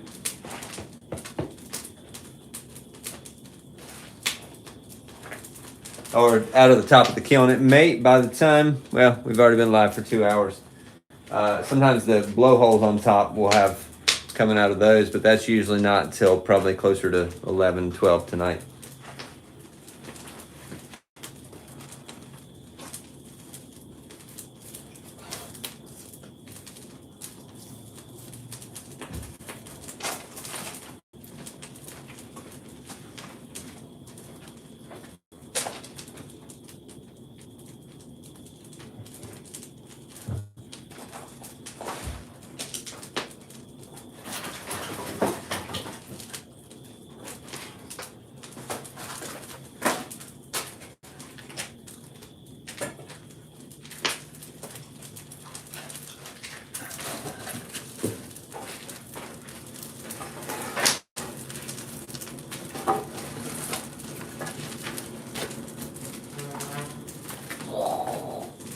Yeah, I keep on forgetting to put my face mask on. I did that once and I won't do it again.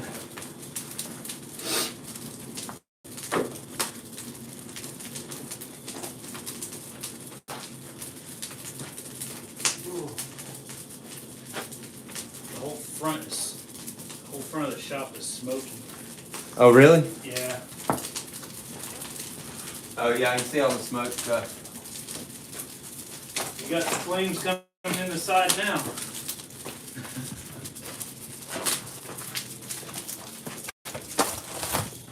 All right, you may be able to see there's a little bitty flames coming out the top of the chimney or top of the kiln. They're not very big yet. I don't feel much anymore. There was just like little bitty, like 1-2 inch flames coming out the top of the kiln. But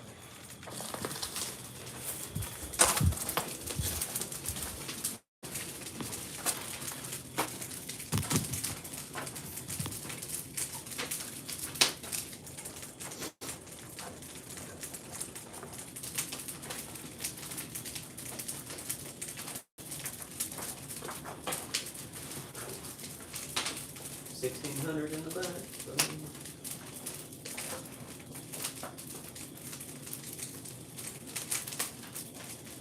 I should look for those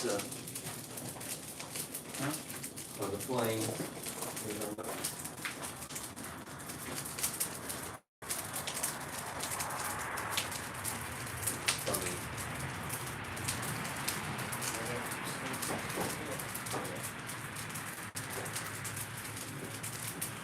Those lazy flames.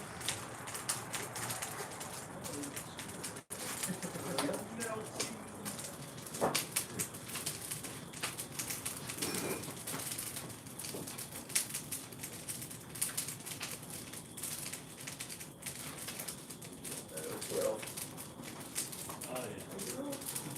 I'm done. Job is finished.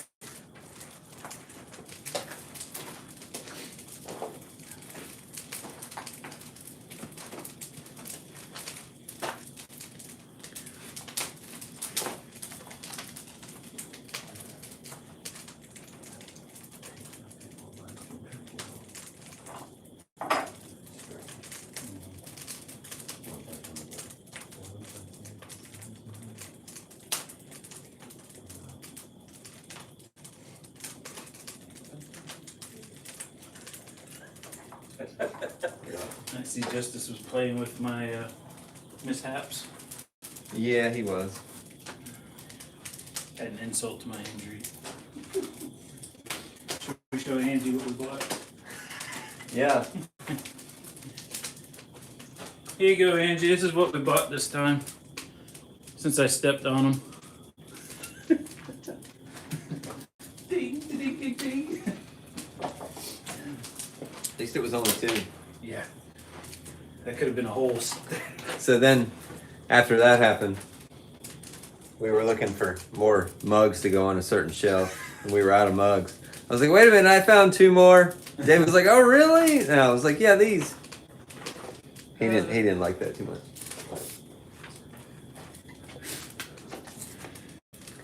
Hey, we only broke 2 mugs. That's pretty good. Yeah.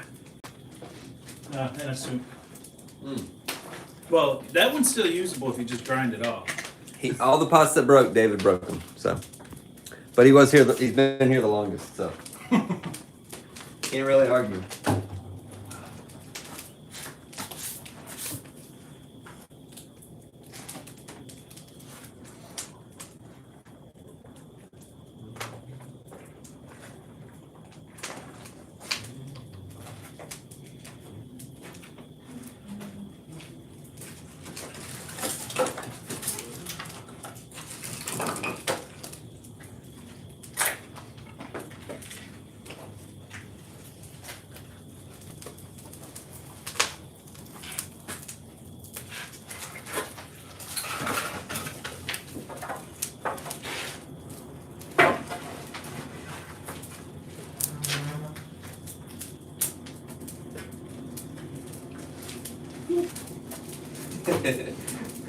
My finger was glowing. I had an ET finger. Yep.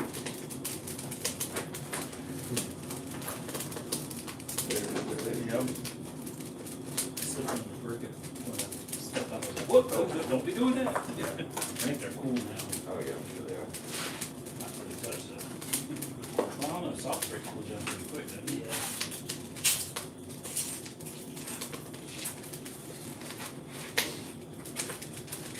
Justice went in the camper. He's standing there next to my shoes. He goes, hey, look, they're the same. He goes under Armour. Where'd the supervisor go? I think she probably can't convince that. I'm not gonna know what to do. Not.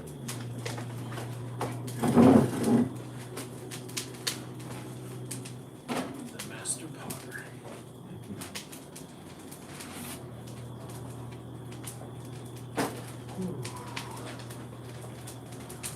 Oh, this is crooked now. Everybody's off kilter.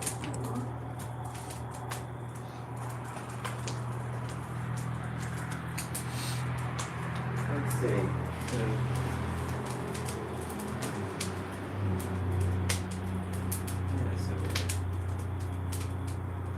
Feels late. Take another nap. I can't though, that's the thing, I can't sleep. Oh really? Yeah. Cause you figure I slept, what, 4, 5 hours this morning. Got up and then went back and slept another 3 or 4. Okay. My body's just like, yeah, I don't know what to do. I used to, when we'd stand guard, we'd have 24-hour shifts. And my gut would get so tore up. Just from all the trying to stay awake and coffee and Oh yeah. Yeah. Nothing gives you diarrhea more than staying up that long. yeah. It's weird. I know, you think, okay, I'm just eating kind of regular, but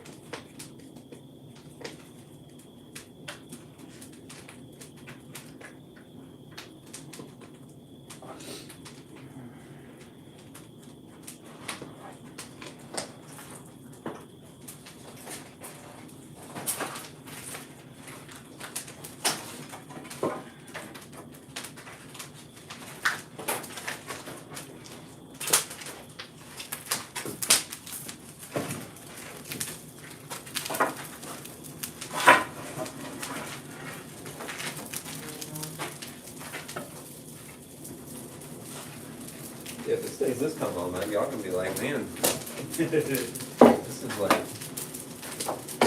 it's definitely a lot easier than the last two at this time. yep. What's up, Seth? Come on, if I should be putting you to sleep doing it. I mean, watching this. This is like nothing. Must not be 2,000 degrees yet, since you aren't wearing the body covers yet. It's getting close. It's 1938. 1938. So, yeah, we haven't put those on yet, but also having those covers there, as you know, that helps a lot. And it's cooler outside, so. And there's two of us here, one to open the door, one to put wood in. Come on down, we'll start the mid shift early. Yeah, you got like 2 more hours to sleep.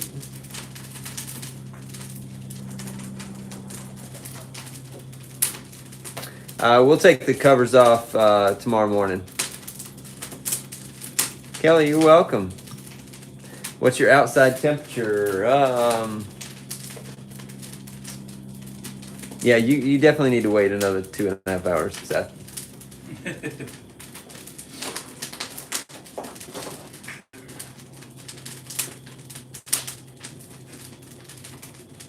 46 here. Yeah, mine's at 47. Supposed to be 42 tonight.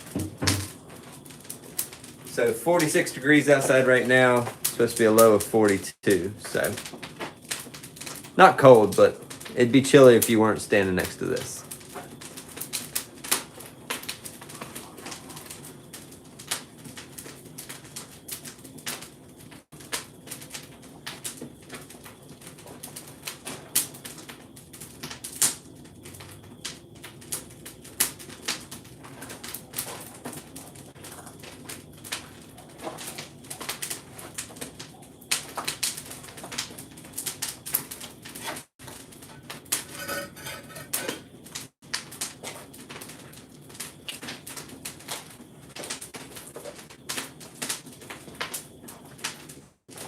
Good night, Seth. See you in a little bit.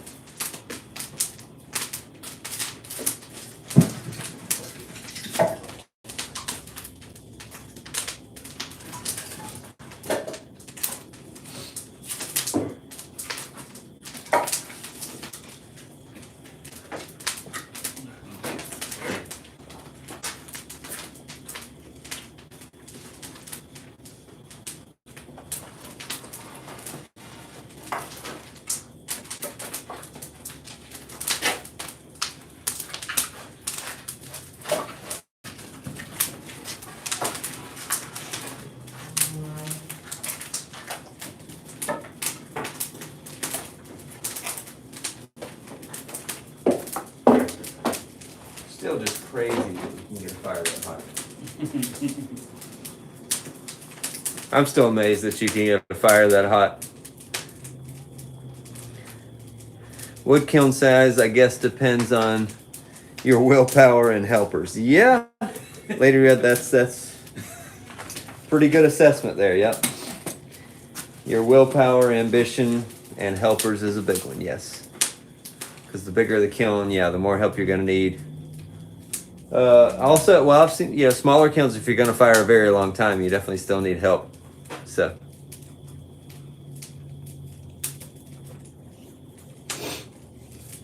Having good helpers is a big one. So.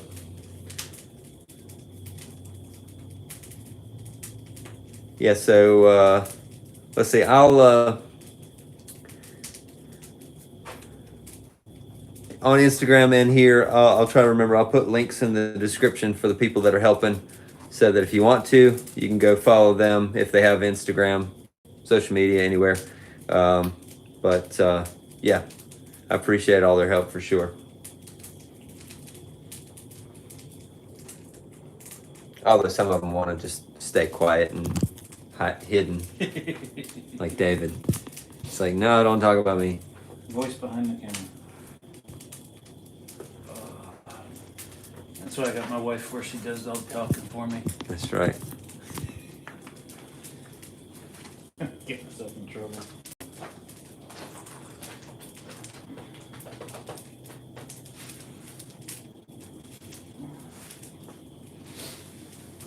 Back still climbing too. 16, 22.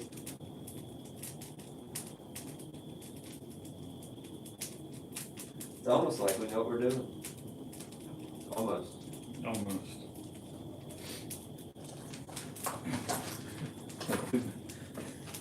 Like we were saying during wood fire number 3, we need to fix that door.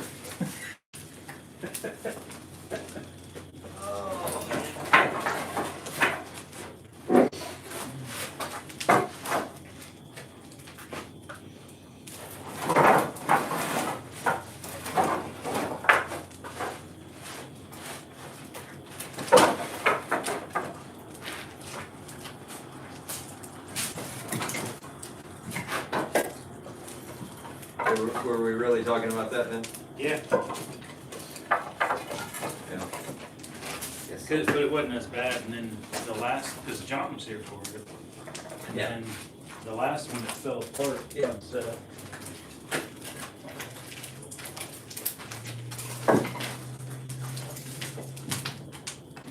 That's right, it was Seth and Jimmy last time.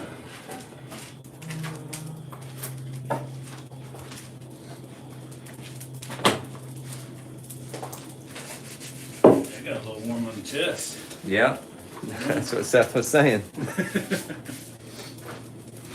Mark, are they all potters? If you call me that. Not full-time potters, no, but yes, everybody that's helping. No, Seth is not a potter. He just loves pottery, and he's my wife's cousin, and I just bribe him into helping. Baby, please. Yeah, baby plates, all kinds of things. But yeah, Aaron's potter, David's a potter, and his wife Angie.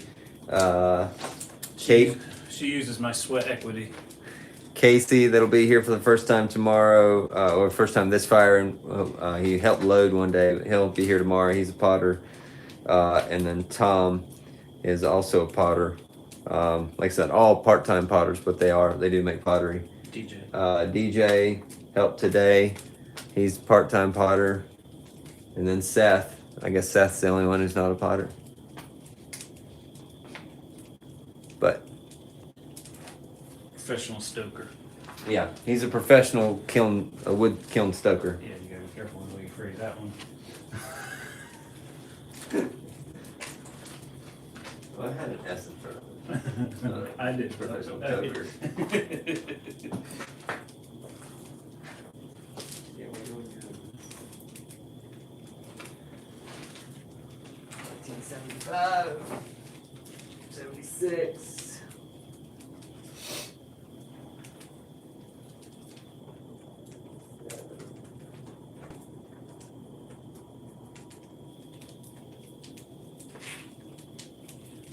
I'm gonna cut the straps on that bundle and stack some up Yeah. there.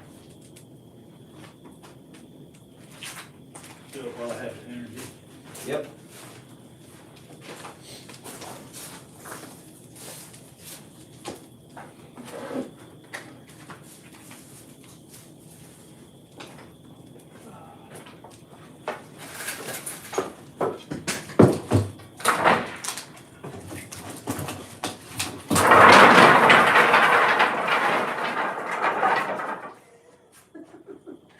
Oops. That was a long. Took forever. Everybody clap. That was David cutting the band on another pack of these pine strips, so that him and Seth can have some overnight without having to steal from the ones for side stoking, which are on the sides of the kiln there.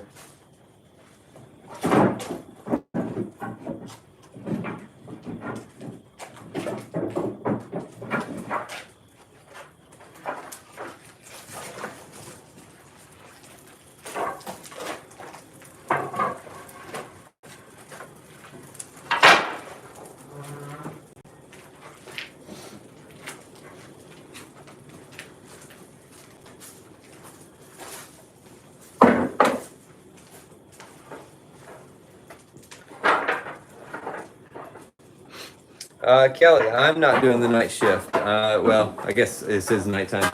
I'm firing until midnight, and then David and Seth are doing midnight to 6 a.m., although David's here right now. He's had 2 different naps today and he can't sleep, so. Kelly, you can ask any question you want. Sure. If I don't want to answer it, I won't. How's that?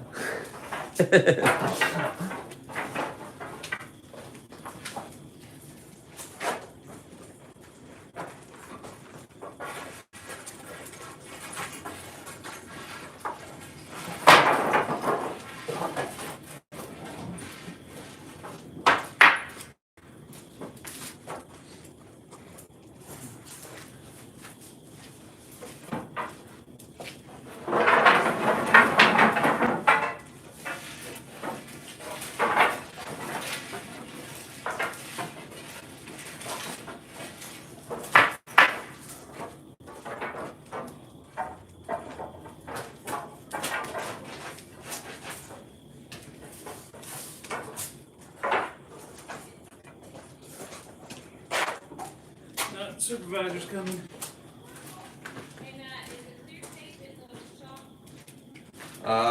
There should be some in there.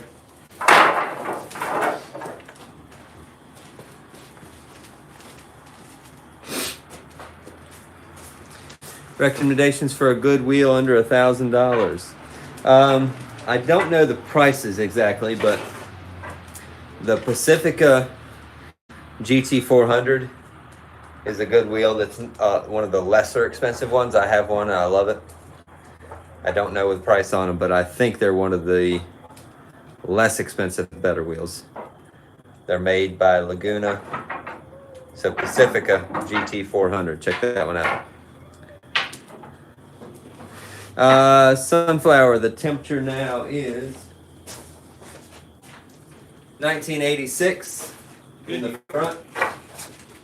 And 1637 in the back, so doing pretty well. Doing pretty well. Yeah, Kelly, any pottery related questions are fine. I was just kind of joking about there are some people that would want to ask other questions not related at all.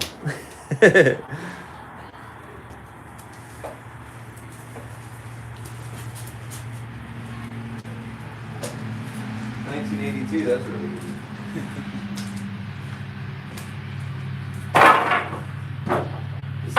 Bring some over here, huh? Yeah, I started stacking them there. I was like, it doesn't even make any sense. So, because as soon as this wood goes, Or it's just gonna push them off on the ground. Yeah. But then they might get damp too, sitting on the ground. Not that that's gonna matter a whole lot. Well, that could have that vapor coming out of there.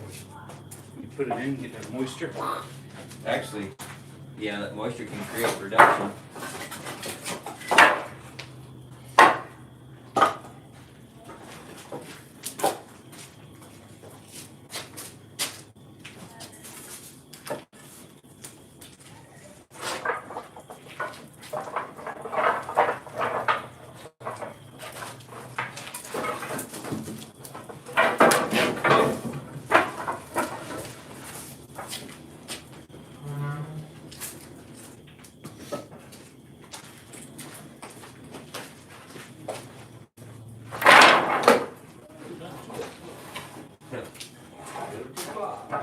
Straight through to the other side.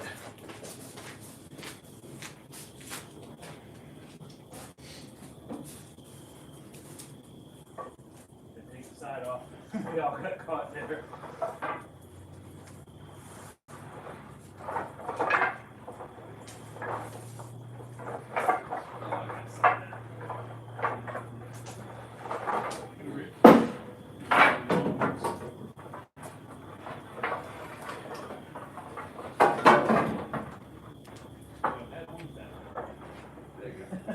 Yeah, I didn't want to do that to you.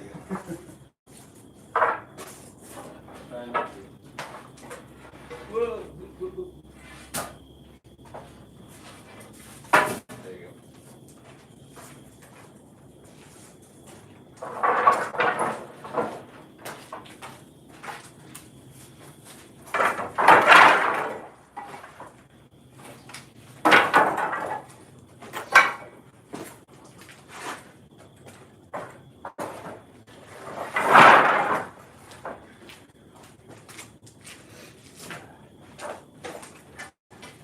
javelin with a couple of these. Yeah, I know.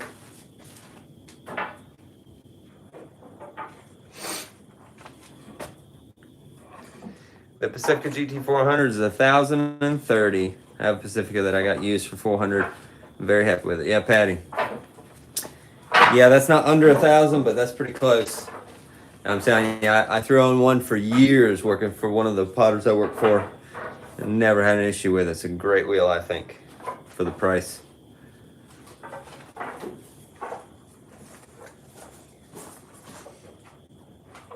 Well, we can just set those right there on the edge of the kiln. Can you drop that down like that? Yes, no. Boom. That's a lock.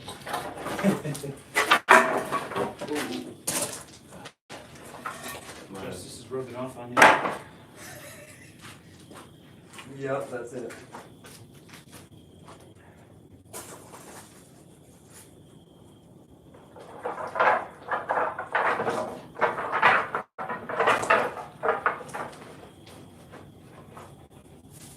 Tonight I don't mind if it stays closer to 2,200 instead of going up, because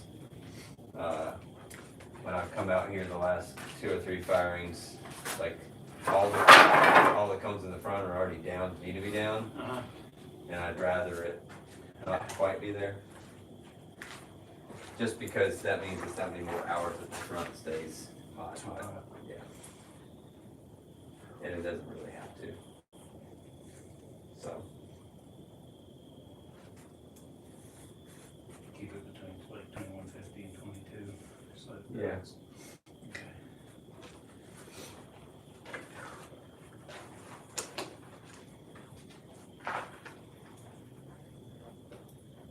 Which shouldn't be hard with those shelves there and stuff. Really shouldn't. Seems to help.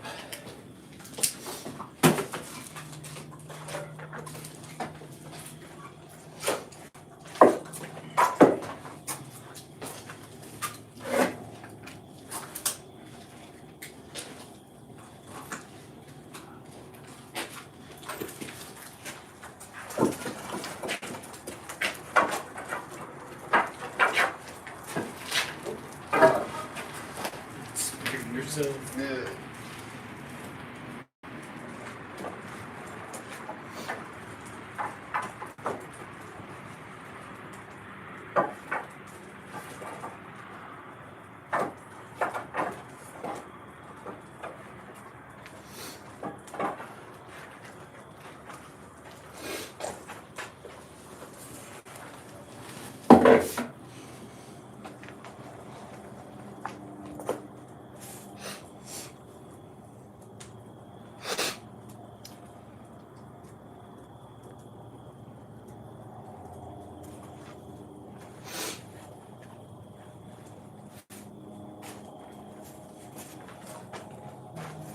Got our chairs out here for a party.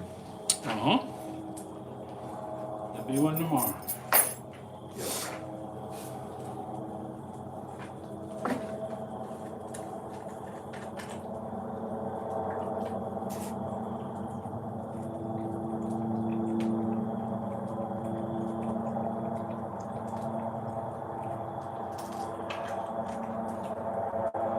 I love that bottle actually. It's got a air release. So So then, yeah, and not creating like suction.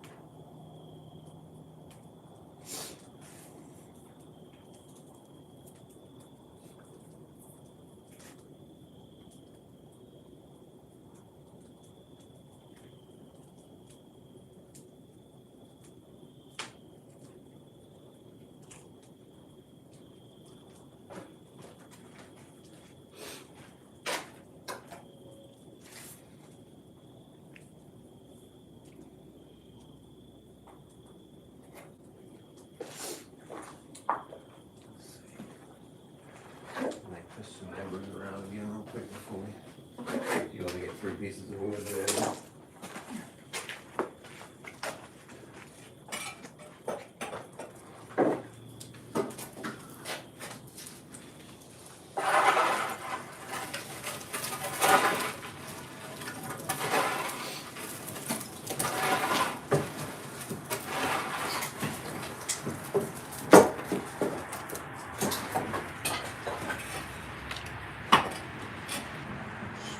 it.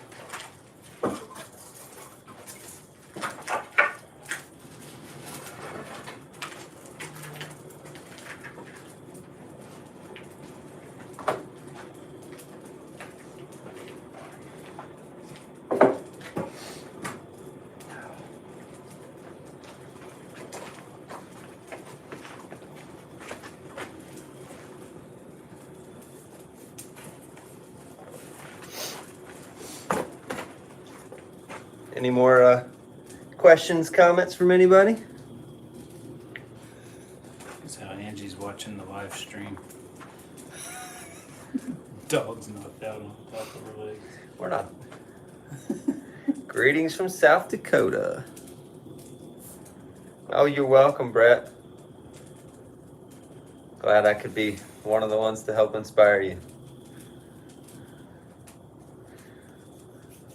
We all need it, that's for sure. Nobody stays inspired 100% on their own. It's not meant to be that way.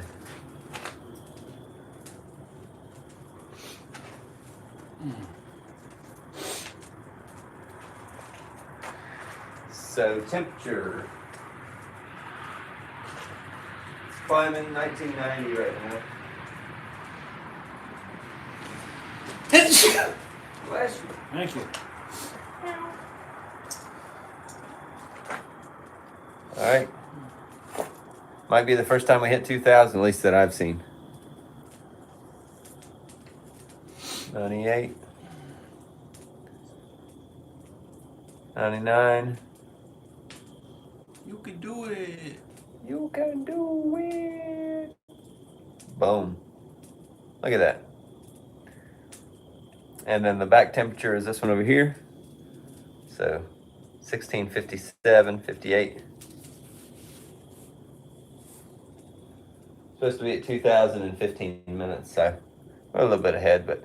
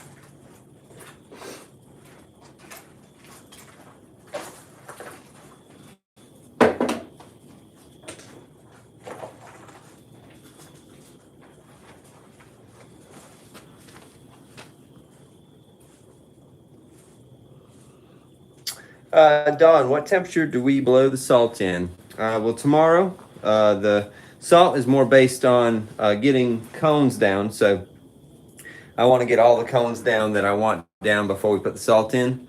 So tomorrow morning, we should have most of the cones down in the front stack. Then we will switch over to pine slabs and then side stoking, alternating front and side stoking. And then that will get the temperature up in the back of the kiln. Once we get cone 11 down in the top and the back, I'd love to get 12 down as well, but at least 11 down. Then we'll put the salt in and then fire for about a full hour after that, after we finish salting, and then finish up from there. Do you work the dampers to lessen the temp difference between the front and back as you fire, or just the end to drive? Huh? Which one?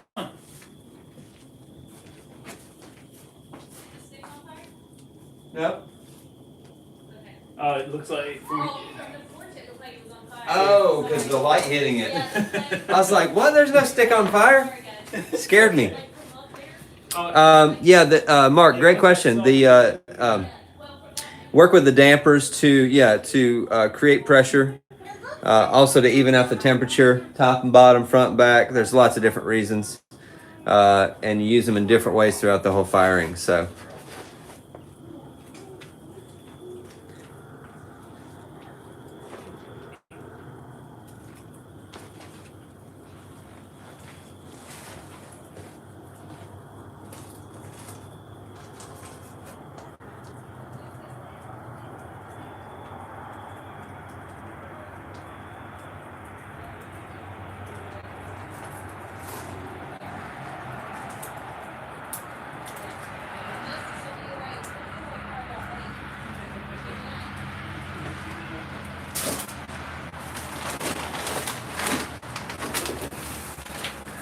It really does look like it's on fire. The way the light's hitting it. Yeah, that's crazy.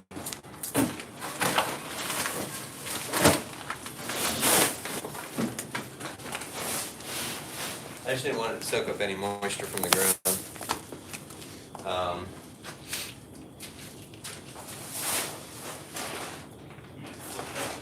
Yeah, just you can put it on the just somewhere else. Yeah, perfect.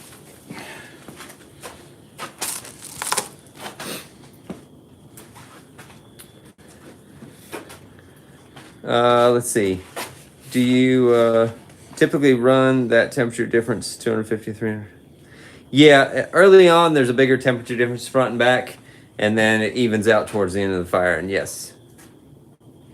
I'd have to look back at previous notes to give you an exact of what it was, previous firings, but... Yeah, my bones.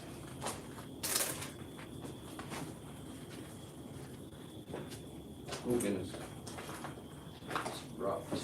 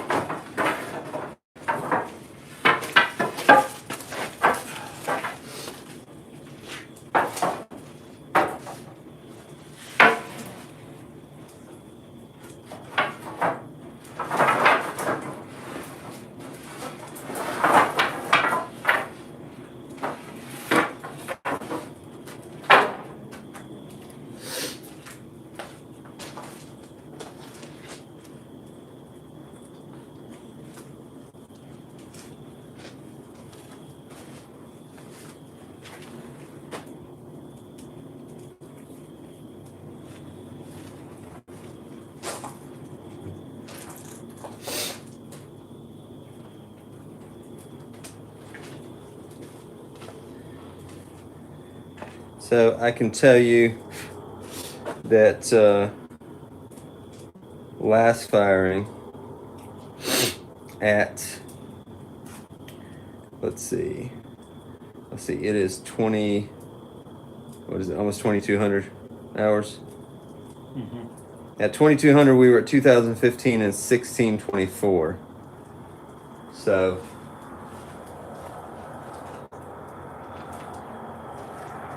we've already hit 2,000. We'll be, close to that, and then the back is just a little bit hotter, not quite as. So still close.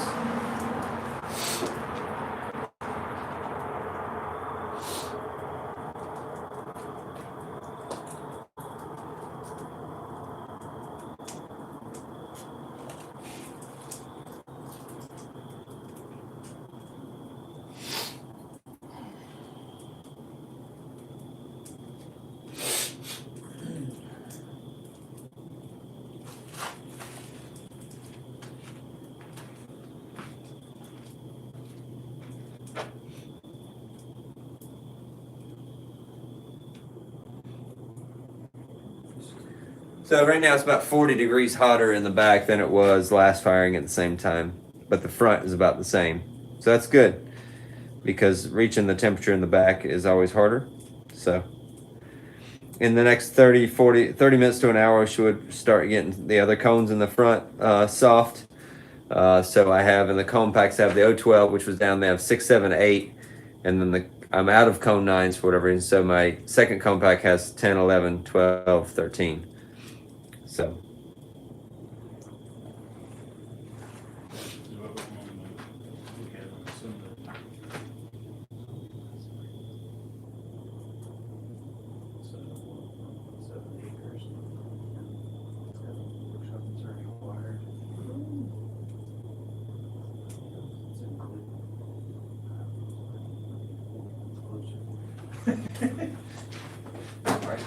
So the one Seabrook is under contract now. oh, is it? Yeah.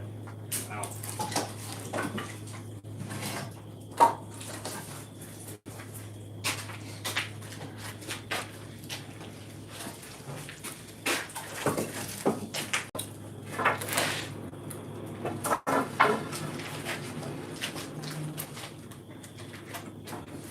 After we stoke again, you want to try to get the flames going through? Yeah, we should look and see if it's happening there. Okay. Definitely get smoke.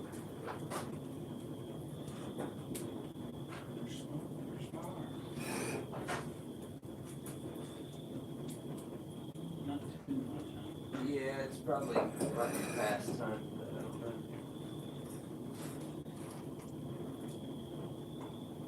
I mean, no, it's happening there. It's a little too much.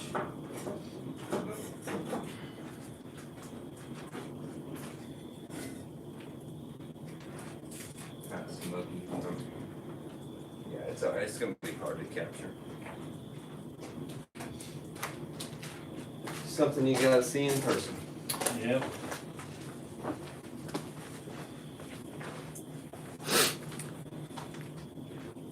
Let's see. Hey, Gene. Yeah, it's a nice night for a good fire. You're right. Tim, the outside temperature here is about 45-ish, probably. Low tonight's about 42. Gene, you planning on coming for unloading or? Won't be as many people here this time, which is good, but you're still welcome. Had too many people here for unloading last time. It was a little crazy. It happened too fast, to be honest with you. The unloading was like 2 hours, and I'm like, that's kind of sad. You only get to do it 3 times a year, and it happened that fast. 2 days to load. Yeah, 2 days to load, 2 days to fire, and 30 seconds to unload.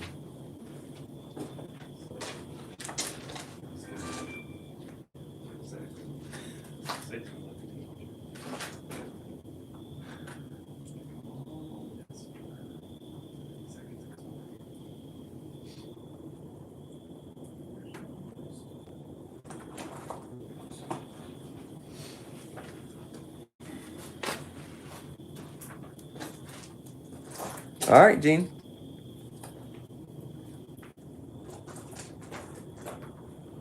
Yeah, Ray, we'll next weekend we'll be having the sale, if that's what you mean. Friday, Saturday, and Sunday.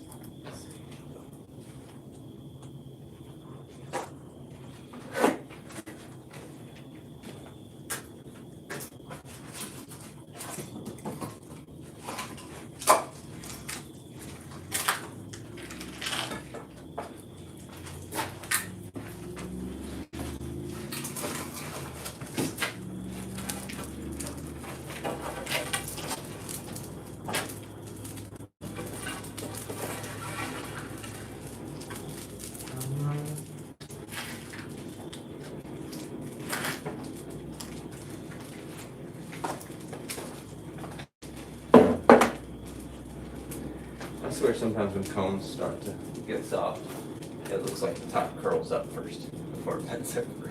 It doesn't make any sense, but it looks like it. When I open up the door again, look at it. Tell me if you don't think it looks like the cones are like curling up.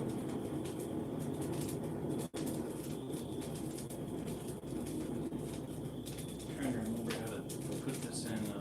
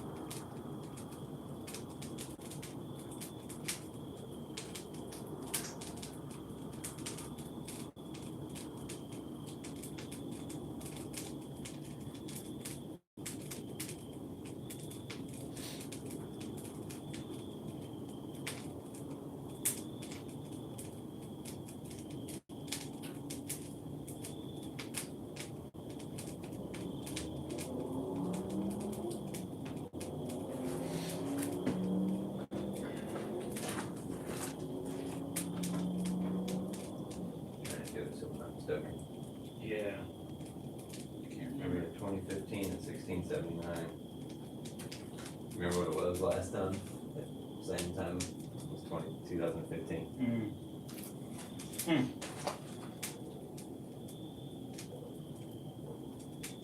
2200. Yeah.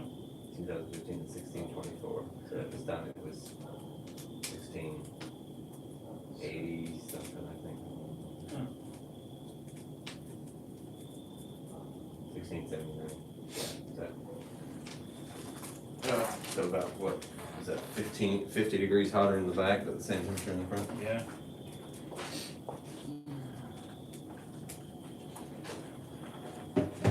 Oh. Whoopsie daisy.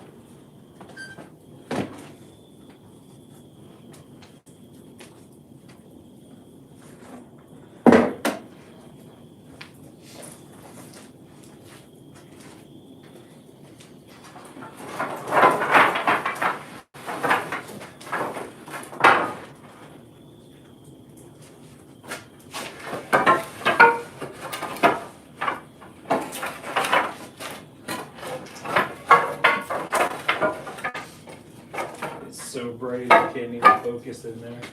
Yeah. I'll have to adjust it next time.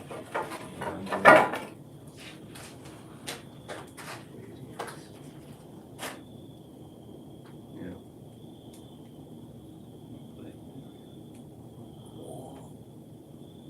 Still neat to see. We do it in a tiny world where you're just big. Sticking it in. Yeah.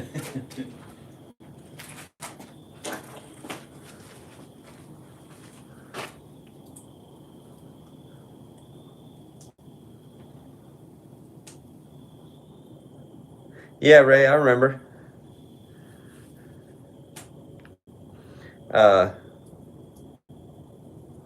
Yeah, Gene, it's definitely good to unload slow. We unloaded, like I said, It was a whole lot about last time that was interesting, but it's all good.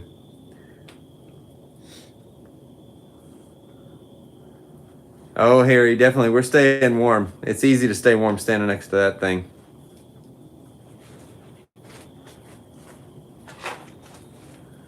$180 It's 3 hours into that. That's not much yet. 60 times 3 was 180.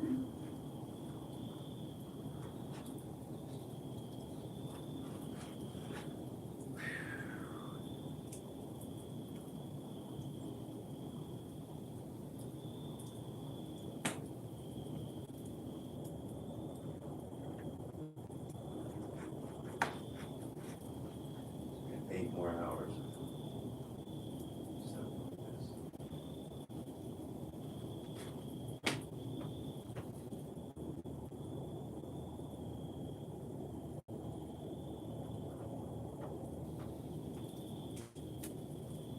Was that you? Okay. So what does that smell?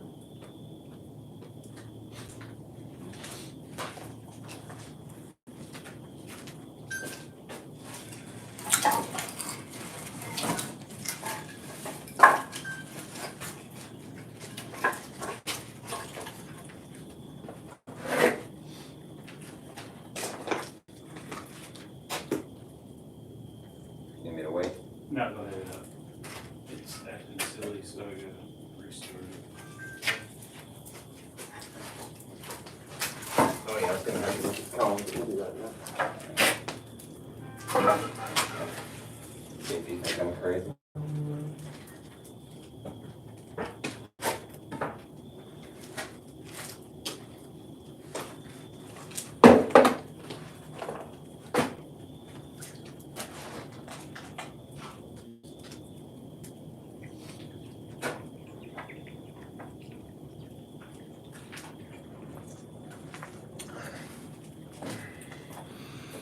Hey Shane, let's see, current temperature.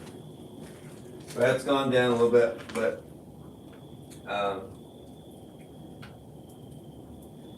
last temperature I recorded, top temperature, was 2015 in the front and 1680 in the back.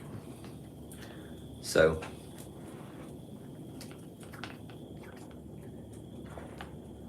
when I just stoked, it would gone down and it's coming back up. So.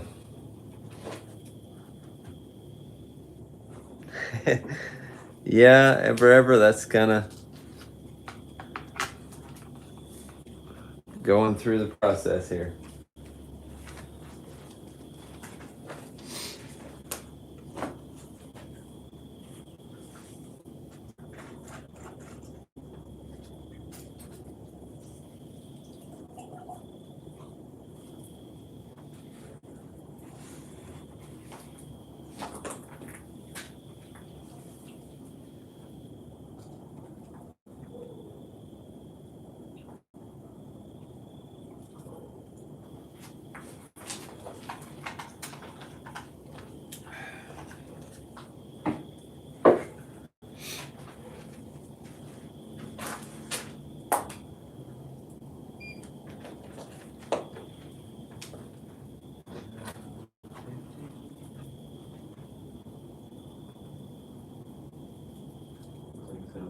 But at the same time, it did last time. We need to go ahead and get the wood ready so we don't wait as long.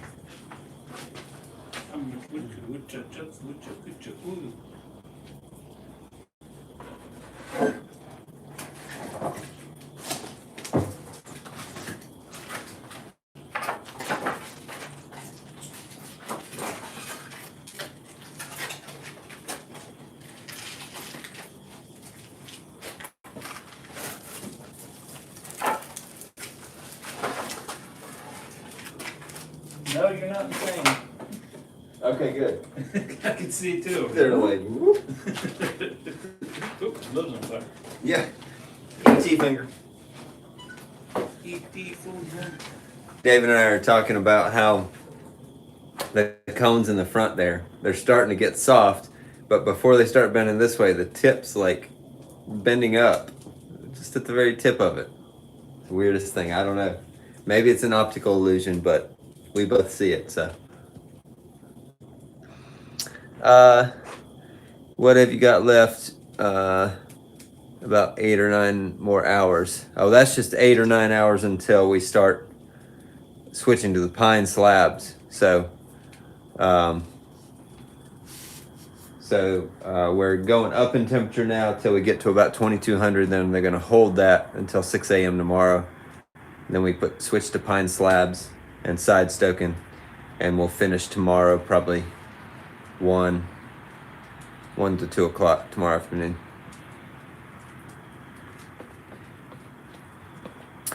Shane, the salt is put in more based on when we get the cones down rather than just certain temperature. So I want to get the cones down that I want down throughout the entire kiln before we put the salt in. So the cones in the front will be down probably tomorrow morning. Then by midday tomorrow, we'll get the cones down in the back, and then put the salt in. Yeah, Gene, that's 6 hours is long. Second firing, I did 12 hours. Hold. Crazy. But I guess maybe I should try firing without a hold, but I don't know. I hate to mess up a good thing. Yeah, the pine will give us faster temperature as well. It has a longer flame, so that helps get the temperature that's in the front of the kiln to the back of the kiln, as well as the side stoking. So the pine slabs just they burn up faster, but they also have a longer flame.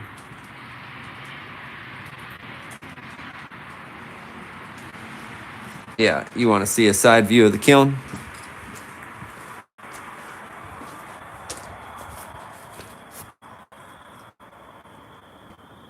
There you go.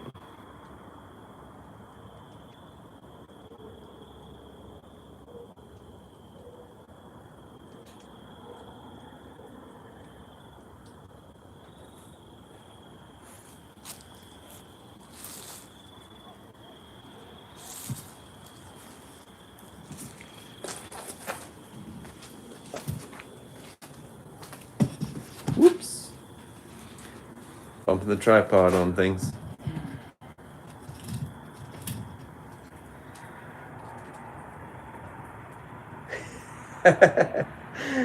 Shane, showing my wife I want one for Christmas. That's why. Gotcha.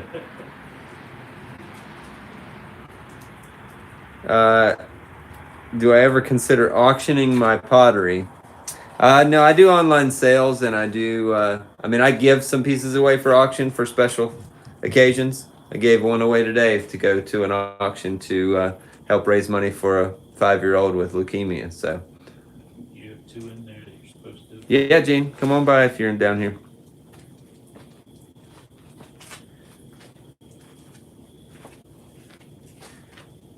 What was that? You said you got 2 in there you're supposed to. Oh, you're right. Hey, hi.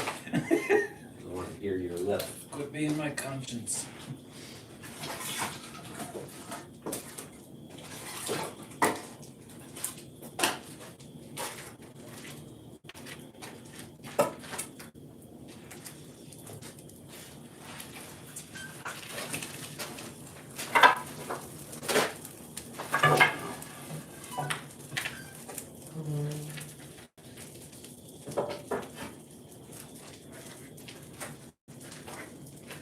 Yeah, it won't be long. We'll be needing the leather. You feel it when you put wood in.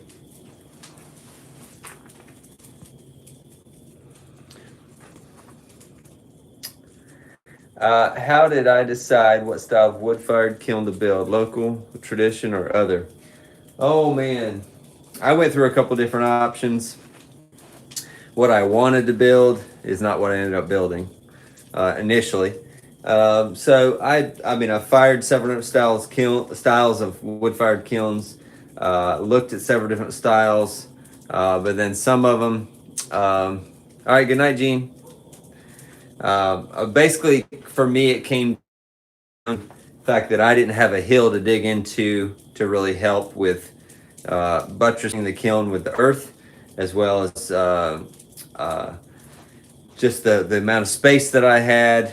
and then the style of kiln that would work best based on shelving, you know, for interior of the kiln, the furniture. So I ended up looking at Andrew Stevenson is a potter here in North Carolina in the mountains. I went and looked at his kiln that's very similar to this.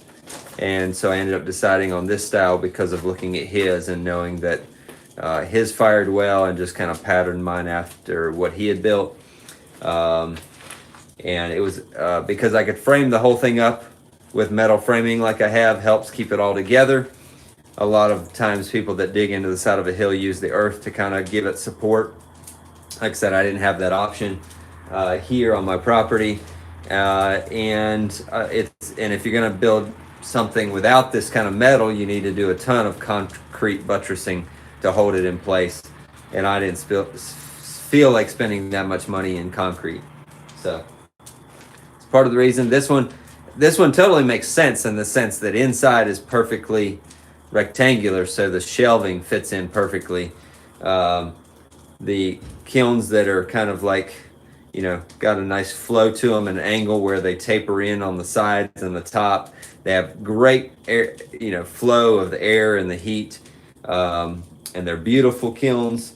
But they don't really work as well with shelving because you got curved walls and you got square rectangular shaped shelves. So yeah, just different dynamics. And this one is way more like functional production style looking kiln, but I still get great results out of it. So I like it.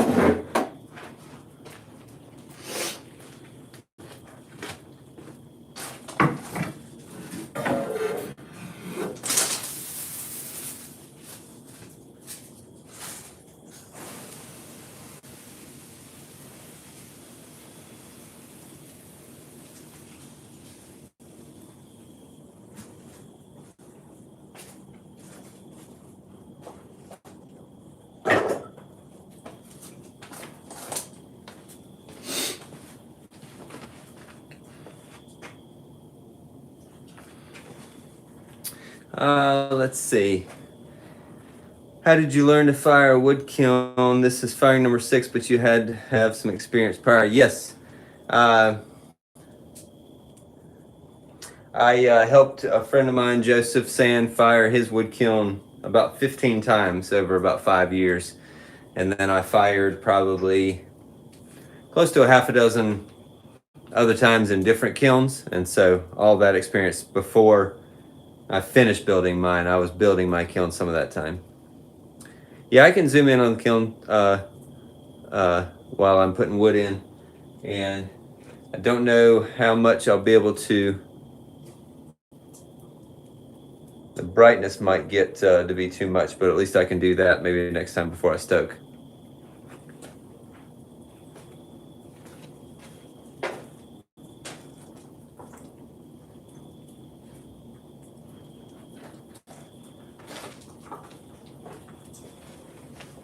It seems to be about now, so.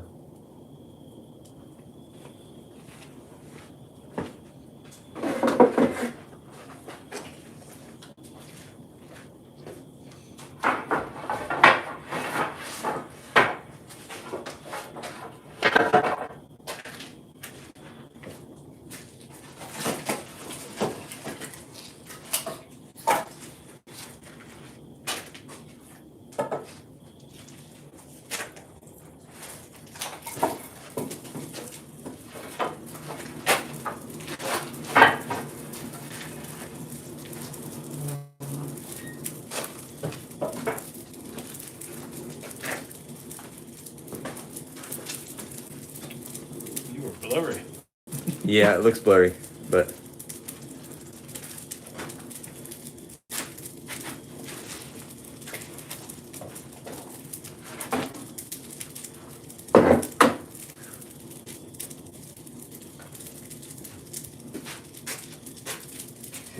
You gotta get a snack.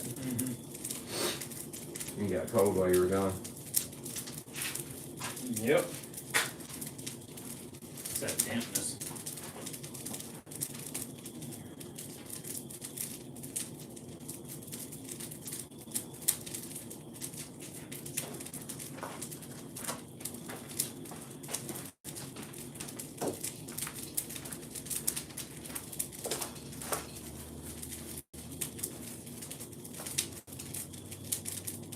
Nothing on the chimney, right? Just top of the kiln. Yeah.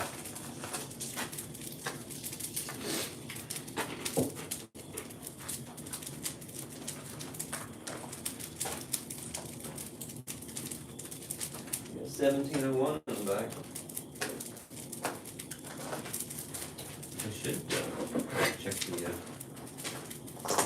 the 12 on the back on the floor.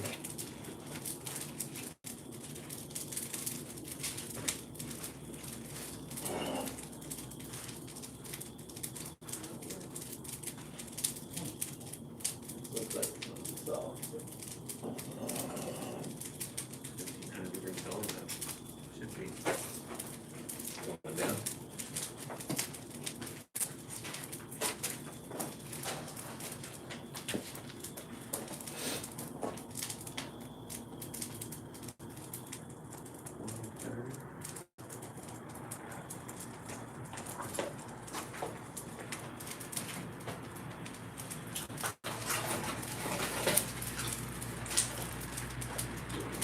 Get 3 pint strips off of this and carry those, or you can just set them up here and I'll get them. I'll have you mess them. I ain't got no eyebrows.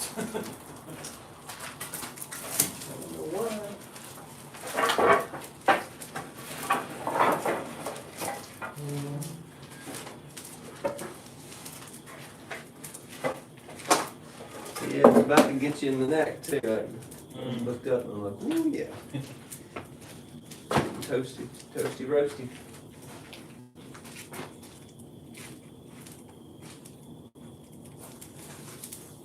Got 20/20 vision in here. I mean 20/20 Fahrenheit.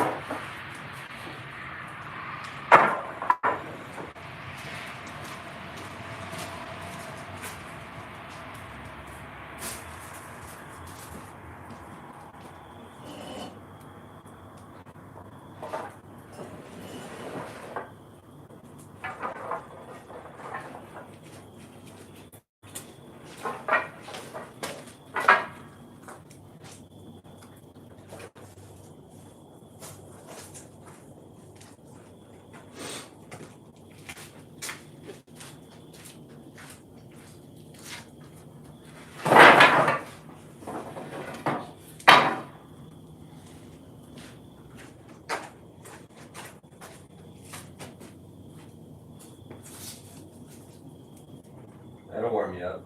Mm-hmm.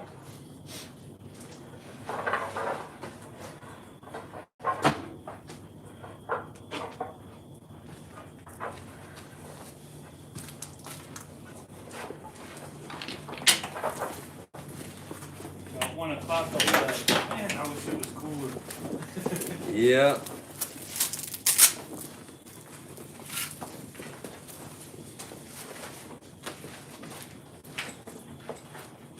So here's the leather aprons that we have, or smocks.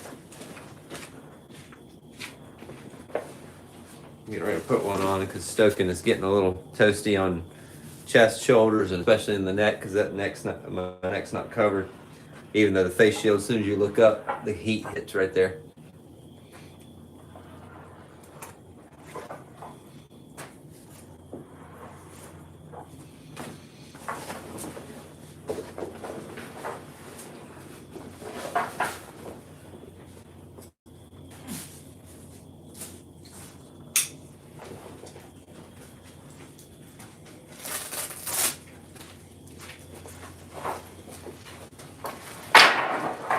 There we go. There's one more buckle you can do, but it doesn't really matter if it is because you got Velcro on the neck.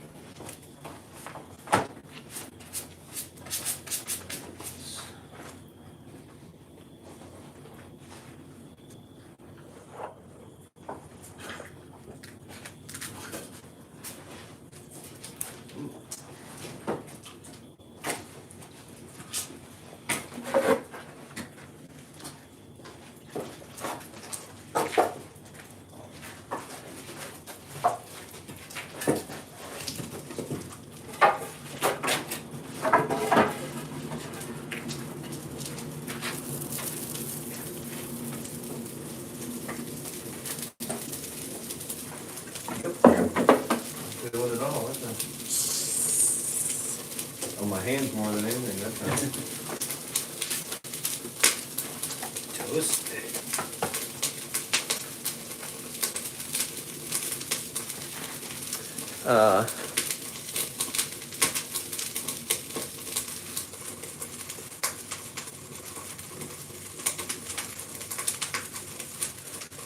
Looks like we can see the red heat through some of the cracks on the right corner. Now that, yeah, those have all kind of always been there. It's just gaps in the brick. If I move the camera, you'd see several different ones. That's not in the door, that's just in the wall. If I took you down the side of the kiln, you'd see the same thing. If I really wanted to, I could probably try to coat something on the outside of the kiln, but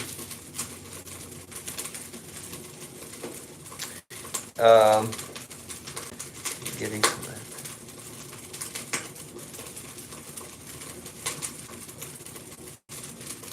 Awesome, Brett. That's cool. Definitely love gas firing myself as well. Good Friday evening, Melanie.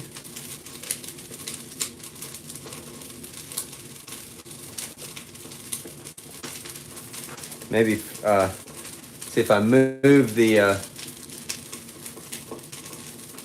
iPad too far away from the internet, we might have issues. But I was going to say we might be able to move a little closer for maybe the next stoke.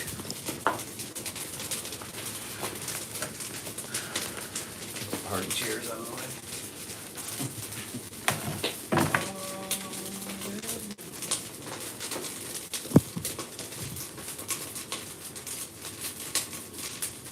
You should cook a hot dog just for fun. Yeah, well, David's got some, but I think it would be it'd be instant crisp and cold inside.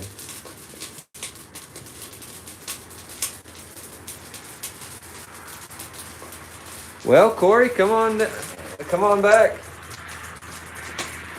At first I thought it was Casey. Corey, Casey's brother, said, I wish I was there to help. You're probably back in Las Vegas by now, right? Because if not, you'd be here, right?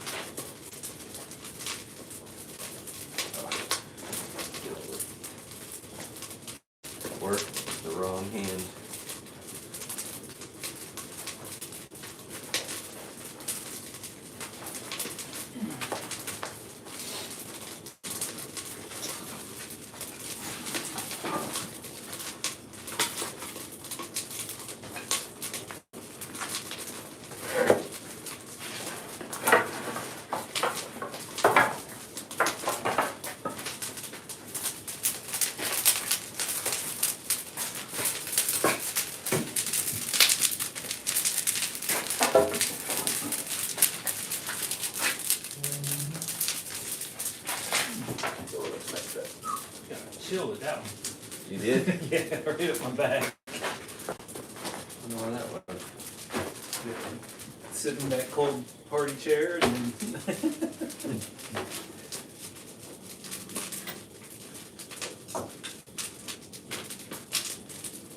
Alright, I'll tell you what, just in case you need it, I'll leave this on here too.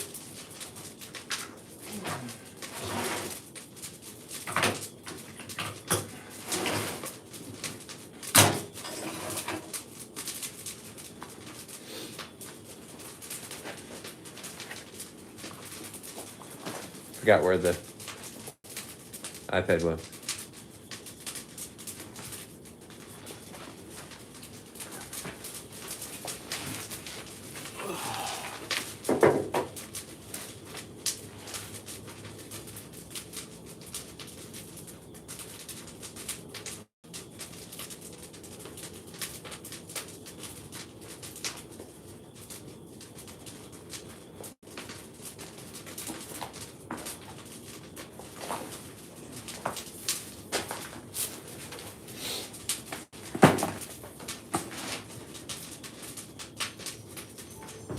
oh, time for me to get up.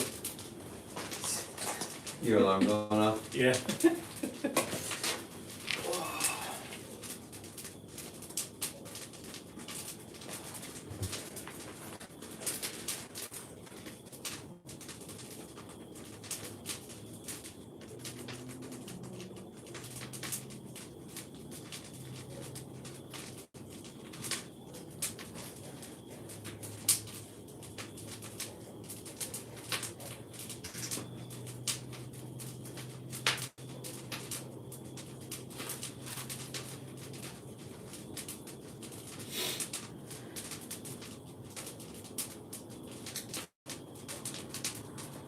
Yeah, we might have to adjust some dampers soon, because last time we sure did. But we're still climbing, so.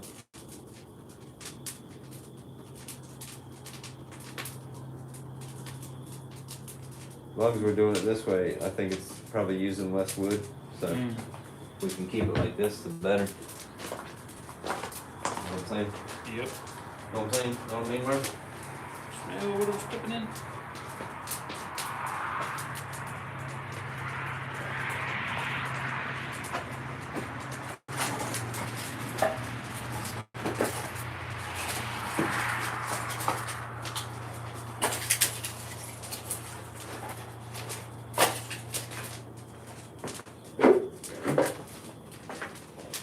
Get me 3 pine strips. With Oh yeah.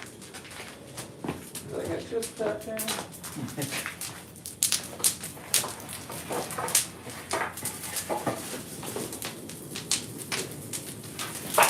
Almost thought you didn't need to.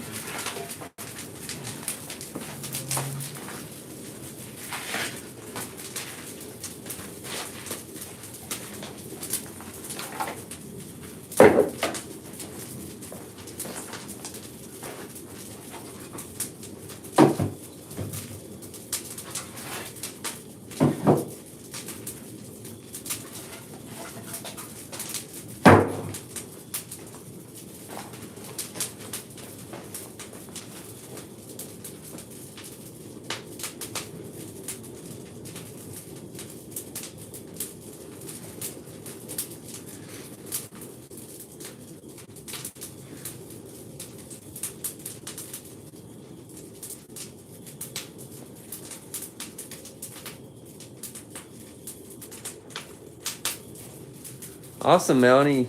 Got your first pots. Yeah, waiting is the hard part. All right, Corey. Wood firing number 7. You're definitely taking vacation. Yeah, man. Sounds good. Casey can tell you the dates, or you can send me a message. I'll let you know. Pretty much already have it set, so.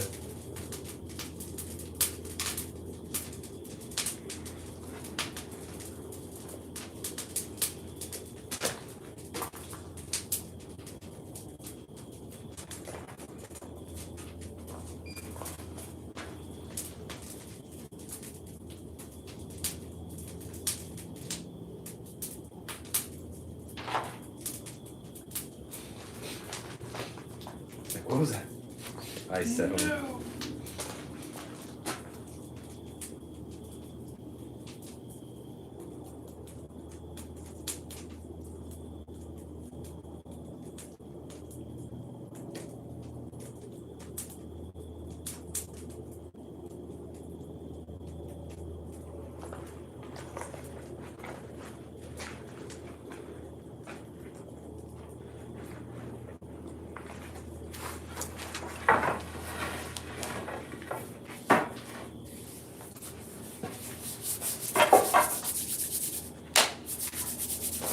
Mr. Miyagi. Wax on, wax off.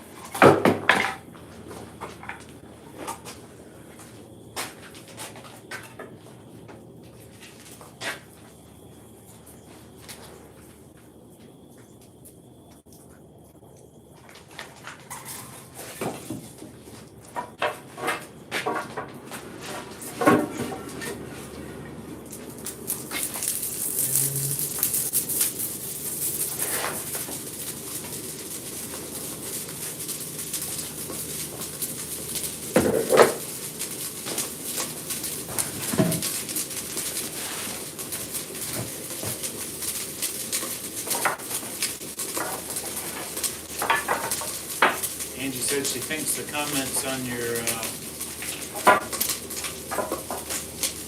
on the live feed are lagging, because you remember when you said that she was checking in from Mount Holly? Yeah. She said she had posted that almost an hour earlier.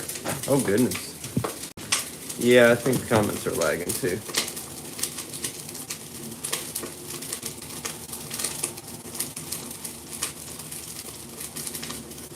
See you, Shane.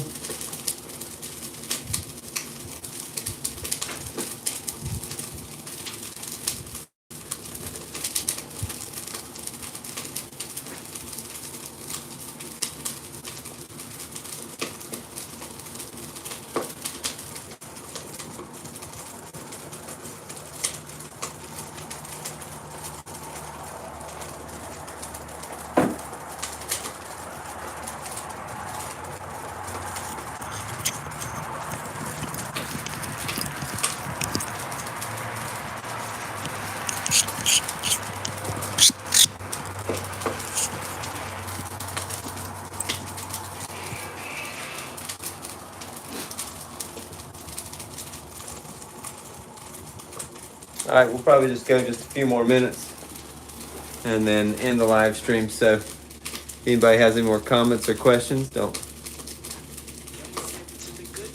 hold them for long. So.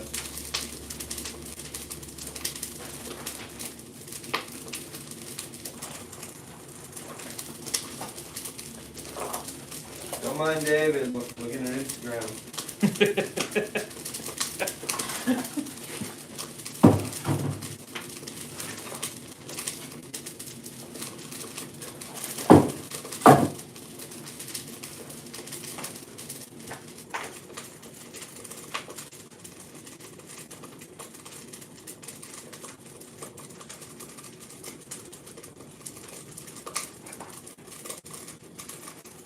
About 2072 in the front and 1736 in the back. Temperature right now.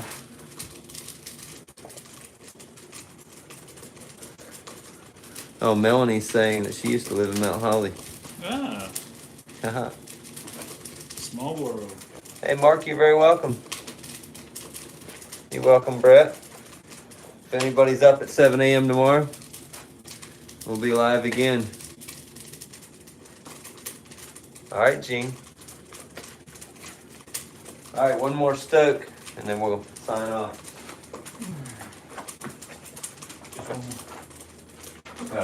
Live stream sign off.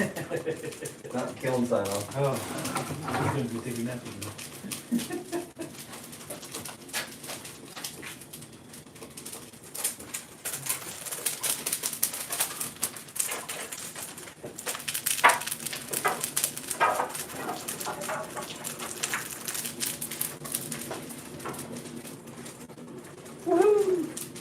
All right, guys. Have a good night.